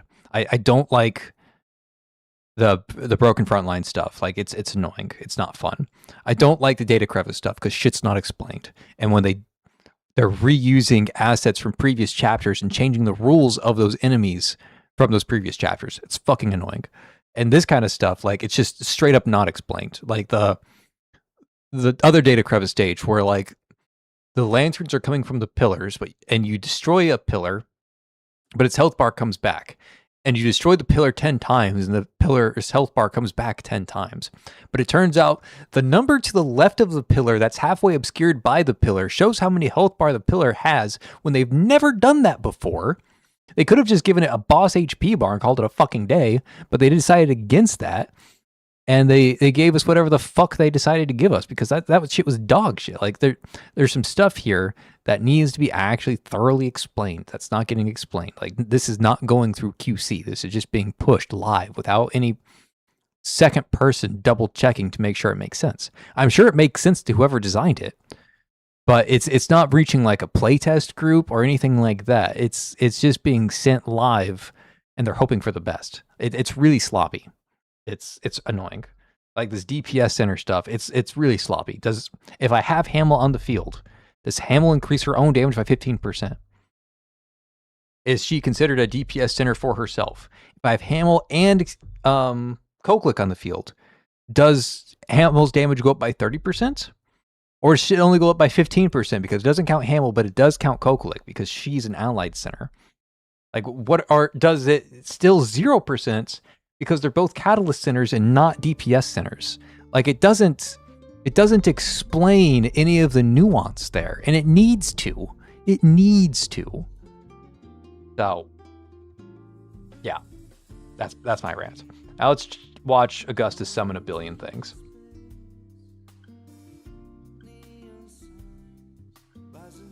Hell yeah, Augustus! You got an entire army over here. And a Synex. He's got 5 summons now? Crazy.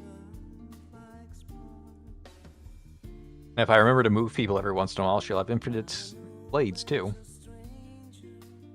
I do have to remember to move people occasionally though, like once every 10 seconds. I should keep track of when I move somebody too. Okay, so at 20 seconds I can move her again.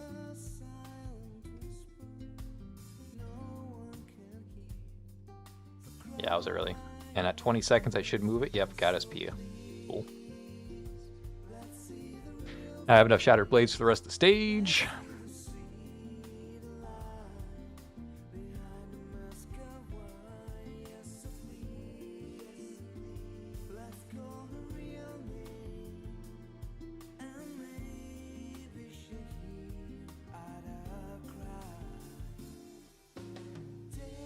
Okay, let me catch up on chat. My Hamel is DPS for me. Oak is great for event stages with her global aim, ECB, just let her AFK. She's just so useless. We love Oak though. Yeah, I feel that. I feel like there's a lot of funness having like somebody who can just hit everything. Like that was why Weak Spot was so fun. They just hit everything, and that was cool. And Oak kind of does the same thing, but it's like super casual if you're playing it like that, which is unfortunate. Yeah, not playing Augustus in this is just throwing. Ooh. Data Crevice is somehow a bigger mess than Dark Zone. It's actually depressive. I agree. It's actually depressively impressive. Yeah. Impressively depressive? I think that makes more sense. It's impressively depressive, yeah. Finally, someone that voices my crash outs like I love them, but Jesus, please fix your wording. Yeah. This game mode is fun. Yes, this game mode is fun. Yes, this one. I have to specify this one like several times there. Okay, we'll grab Jelena. She's actually pretty good at buffing Augustus. Just because Jelena's buff does increase attack, and Augustus doesn't really care about the attack, but the nice thing about Jelena is that it's always active. The lesser powered one is always active, so you don't have to think so much. Because one of the things that Augustus really struggles with is that her ultimate lasts for like 10 fucking years, but the buffs on Augustus do not last 10 years. But Jelena is one of the few people who can buff Augustus and have it last for the entire duration of her ultimate, and that's a really cool thing there.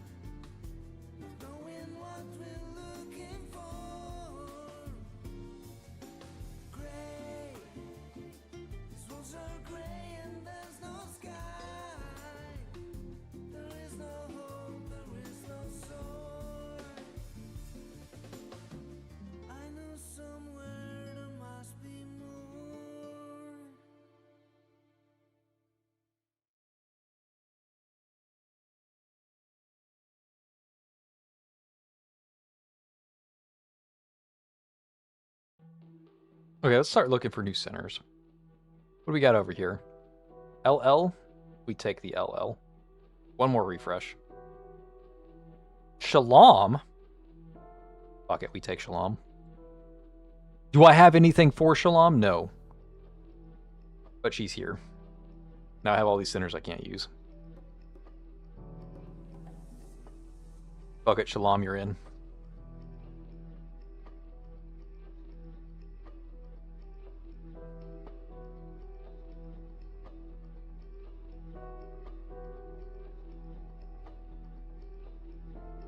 Does the team make sense? Fuck no. Am I running it anyways? Yes. Yes, I am.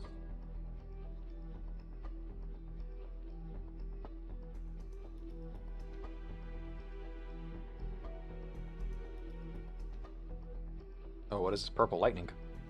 Wasn't prepared for purple lightning. I mean, this stage is already over, isn't it?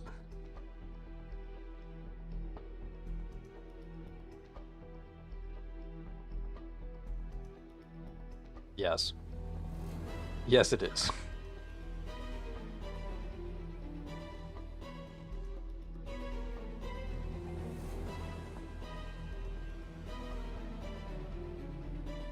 Okay, let's do that instead. We'll have two people hold that back spawn and we'll just kill everything else.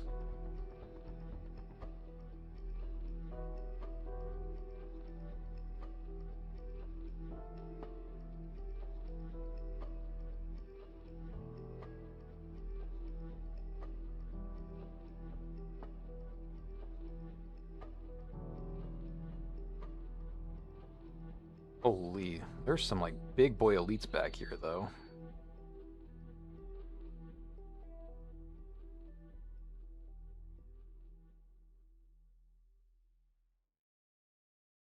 Actually running out of shattered blades, that's kind of crazy.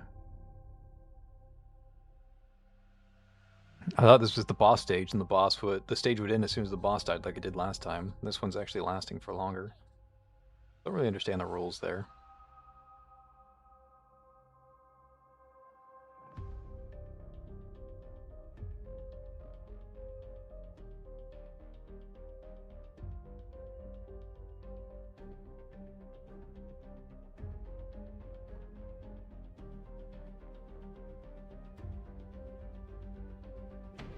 Donald's 20% skill damage increase, definitely useful.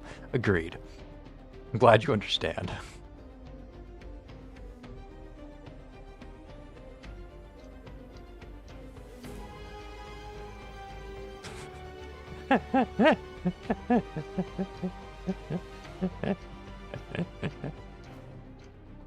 What is this sacred flower bullshit?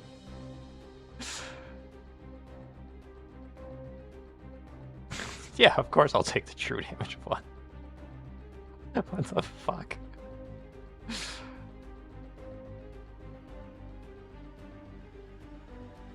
That triggers after 6 normal attacks. Okay. Not that exciting, but okay.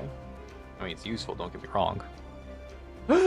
Restores 2 shattered blades for allied centers every 5 seconds. When casting the ultimate, applies electromagnetic to enemies. Electromagnetic decreases their movement and increases the damage taken from shattered blade by 20%. Done.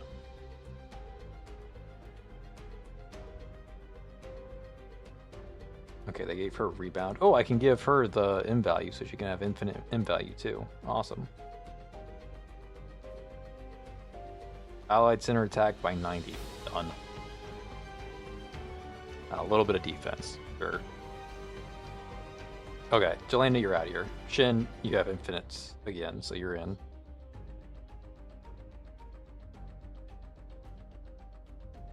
Stage is so weird to hit optimally. I think I want Augustus to hit this back corner, actually. And I'll put these further up to kill whatever comes from here. I think that's what I'll do.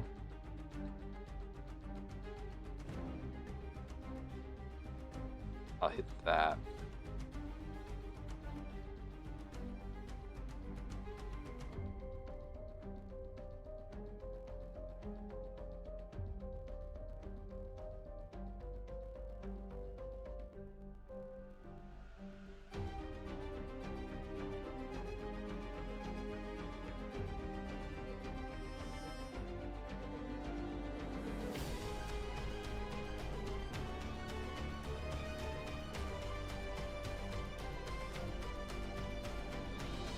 I have to move centers occasionally to get more empowers.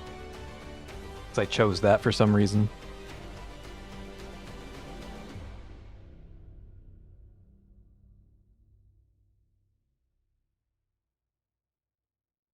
Look at Shalom actually being useful. Crazy. In the year 2026.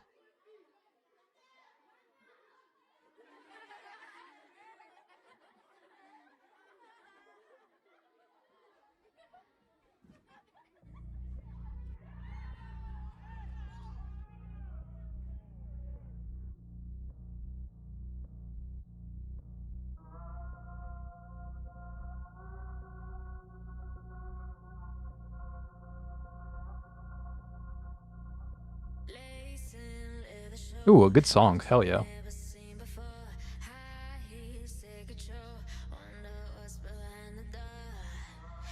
All of the Millie songs are fucking bangers.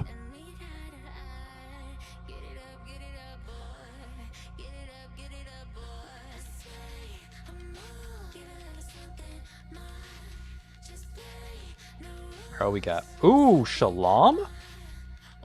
No attack damage increases by 30%, passive refraction count increases by 2, and refraction coefficient decreases by 10%. You know what? Fuck it. Welcome. Welcome, Shalom. You're here. 20 seconds after the battle starts, increases attack and attack speed by 20% and restores 1 move limit every 5 seconds for 10 seconds. This effect triggers once every 30 seconds.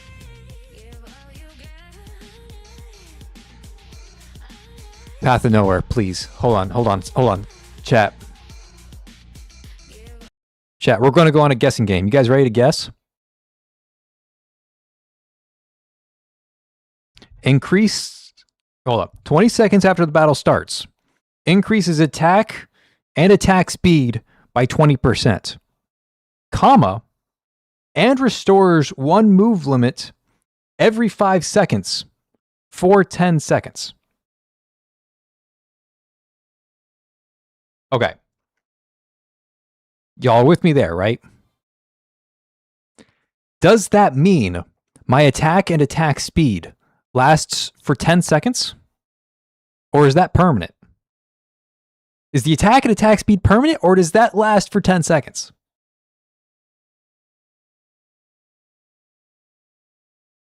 Or It says that effect only triggers once every 30 seconds. Does this... When is the lockout period? Are they saying I have 20 seconds of nothing, then 10 seconds of power, and then 20 seconds of nothing and 10 seconds of power? Or are they saying 20 seconds of nothing, 10 seconds of power, then 30 seconds of nothing? Because this effect only triggers once in every 30 seconds. Is the effect the end of the effect? Or is that the start of the trigger of the effect? Or hear me out. Do I get 20% attack and attack speed by 20%? Do I get that permanently after 20 seconds? And then this move limit thing is a separate piece of that altogether. And I get the movement separately. Once every 5 seconds for 10 seconds. Like, what is actually happening with Radiant Abyss? How does this work? I need like a YouTube video to do a deep dive into the deep corners of the Path Nowhere code. I need them to like ship me the source code so I can read it, so I can figure out what the fuck is happening. It doesn't make sense.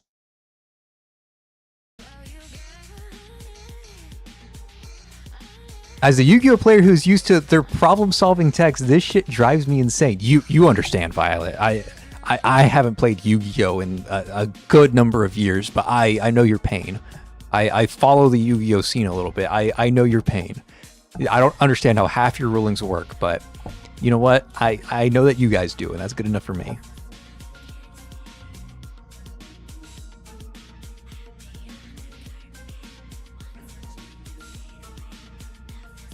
I'm just not going to grab it because I have no idea how it works. It would be good for my team, but I don't trust it. I don't trust that it works the way I think it does. Oh, Rust? Hello. Enemies in Bone Etched Furs take 40% increased damage. When in Windblade state, restores 20 over limit value per second. What the fuck is Windblade? I'm not going to try and figure it out. Adela. Normal attack damage, crit rate, and attack speed increased by 20%. Enters battle with overflowing energy. Holy fuck, that is broken as shit for Adela.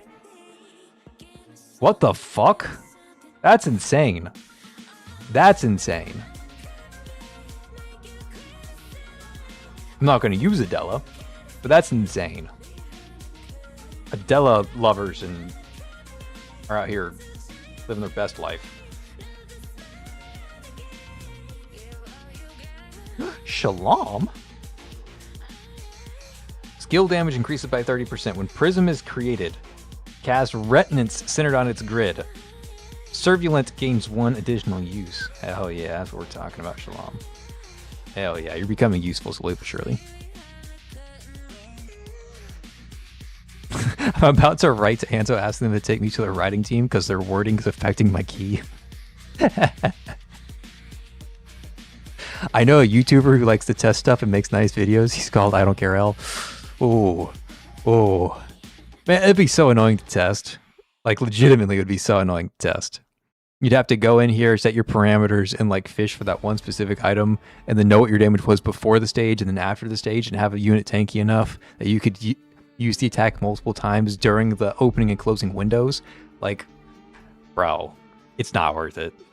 It's not worth it. I'm just going to complain about it to chat.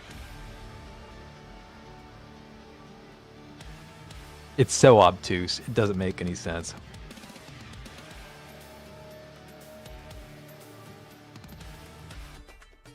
Okay, here we go.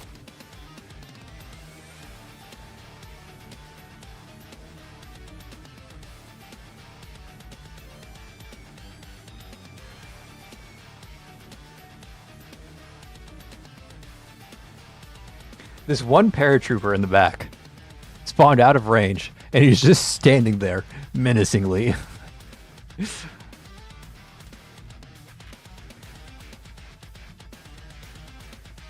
Ah, I almost died. Tanking the boss.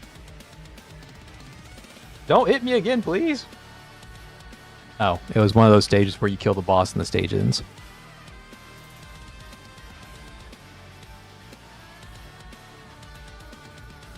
Windblade? Genshin's Windblade? Right? What the fuck is... Am I missing something? Or does Windblade not exist? I can move the summons? Oh, that's crazy. I didn't know I could move the summons. Like, okay, so Rust had a thing there where something about Windblade. Is Windblade, like, specific to Rust? Is that specific to this game mode? Like, what is Windblade? Because I'm not familiar with Windblade. And I'm not going to pretend like I have a perfect recall of every single keyword in Rust's kit, so I'm not going to... It's not Windgnaw. Those are different. Windblade and Windgnaw are different. I don't know what's happening anymore. Path Nowhere, fix your shit, please. Okay, that being said, your game is really fun, and I'm enjoying this. This is fun. I am actively enjoying this. Your data crevice can go down a hole. If you deleted data crevice, I would not mind.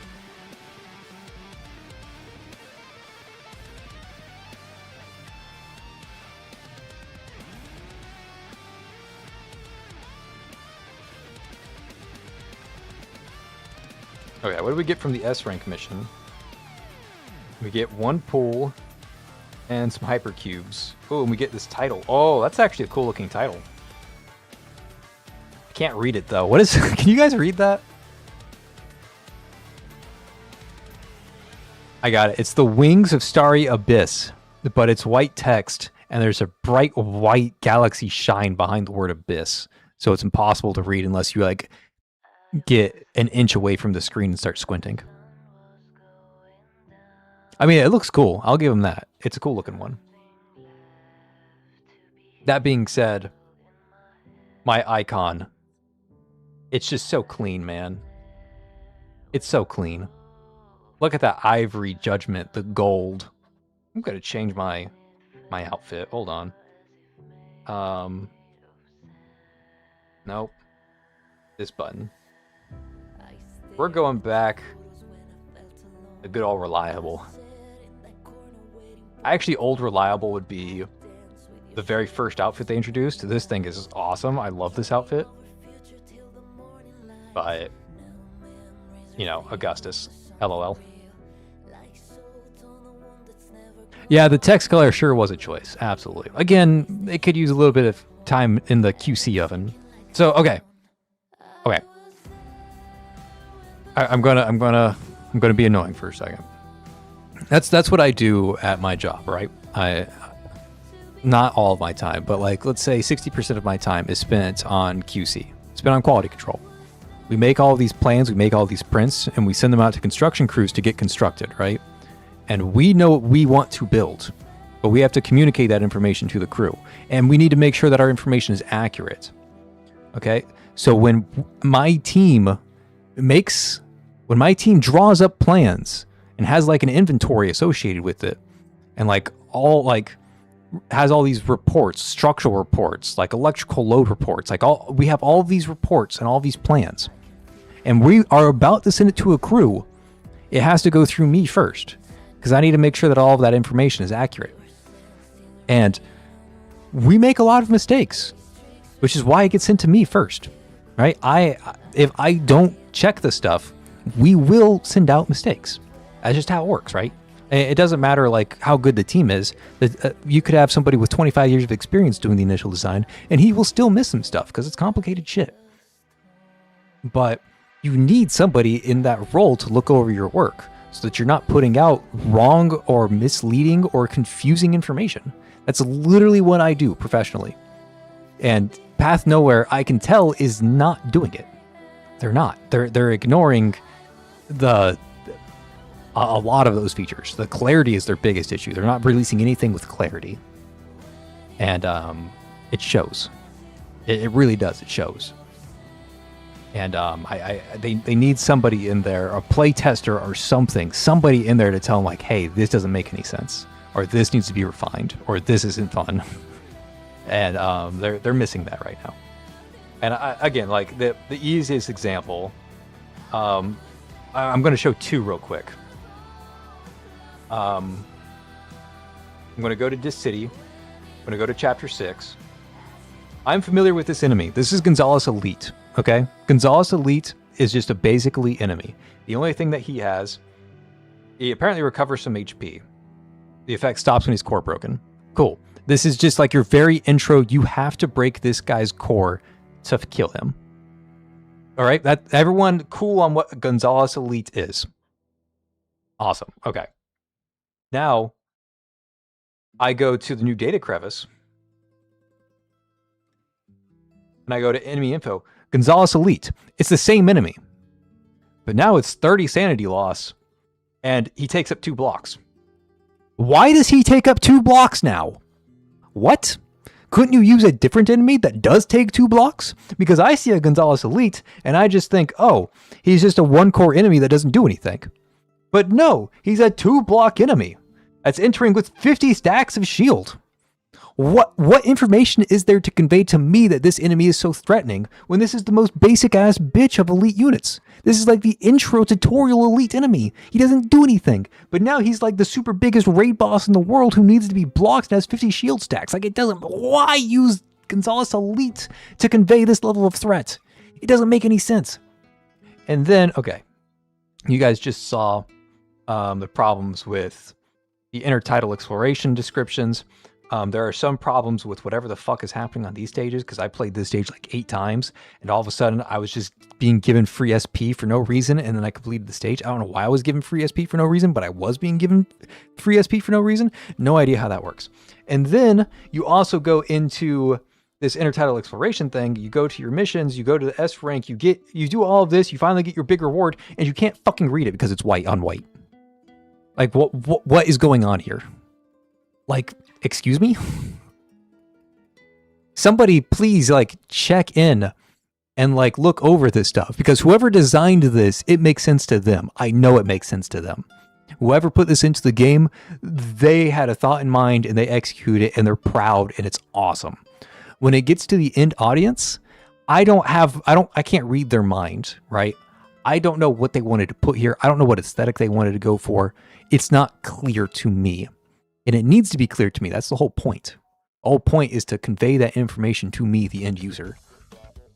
And if I'm having questions, then I don't know why whoever approved this didn't have questions, right? The QCer, whoever's approving this shit, should have questions as to what is happening here. What are we doing? What is our goal? Why is this white on white? That's stuff that needs to be looked at. Needs to be looked at. Okay, but that's the end of my rant. In fact, that's the end of my stream. I've been going for almost 4 hours. That's a long stream for me. That's a long stream for me. Oh, I've been overcapped on sanity this entire time. Oh, I never spent my sanity. Oh, disgusting. Been going for 4 hours and never spent my sanity.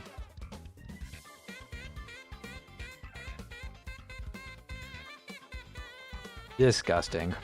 Disgusting from me.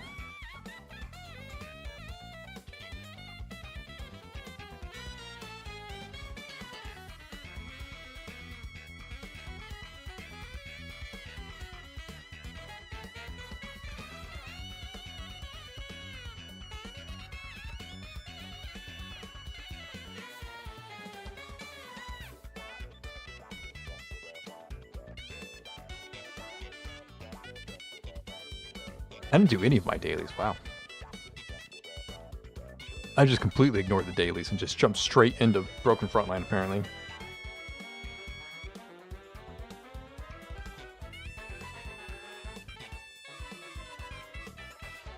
And another thing that I want to mention about the what needs to be QC'd and looked after.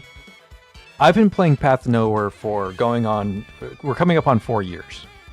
3.5 years at the very least. And if I'm having questions and concerns and confusions, then I can only imagine what a new player is questioning.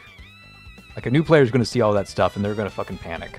And like, that's unacceptable for a new player. So, I don't know. They need to fix their stuff. I'm seeing it more and more. And I don't want to see it more and more. Okay, there. I've completed all the daily stuff. That's it for me, guys. I will catch you. I should make a video some point. It's probably not going to be tomorrow because we're already at 4 p.m. and I don't feel like making a video tonight. So we'll probably see a video Monday. Monday would be my guess, but no guarantees. This live stream has been fun despite me ranting at the old man yells at sky for like 3 hours straight. That's what most of the stream has been. But I'm looking forward to Raven Reforge and the Irene Reforge. Those are both going to be fun. The Koklik Reforge, I'm excited to explore. But honestly, I'm more excited about the two mages than I am Koklik, even though Koklik has been my favorite team of all time. So I'm excited to see what happens. But my expectations are not very high. Mainly because I've heard that Irene is mid, and Raven's half of her Reforge is towards specifically invisible enemies, which doesn't mean anything. So she only gets half a Reforge, which is kind of disappointing. So I'm excited to see those, but my expectations are tempered. And then I'm really looking forward to Angel's Reforged in about 3 months. That'll be fun. I'm also really looking forward to Isomer. I have a lot of high hopes for Isomer. So I've got some things to look forward to. I'm very excited about the future Path Nowhere still, but the quality is starting to slip, and I'm sad about that. But no, I don't play the game on mobile. I do play it on tablet. I only play it on tablet. I don't play it on PC at all. But yeah, that's the stream. All right, I'll catch you guys next time. Peace.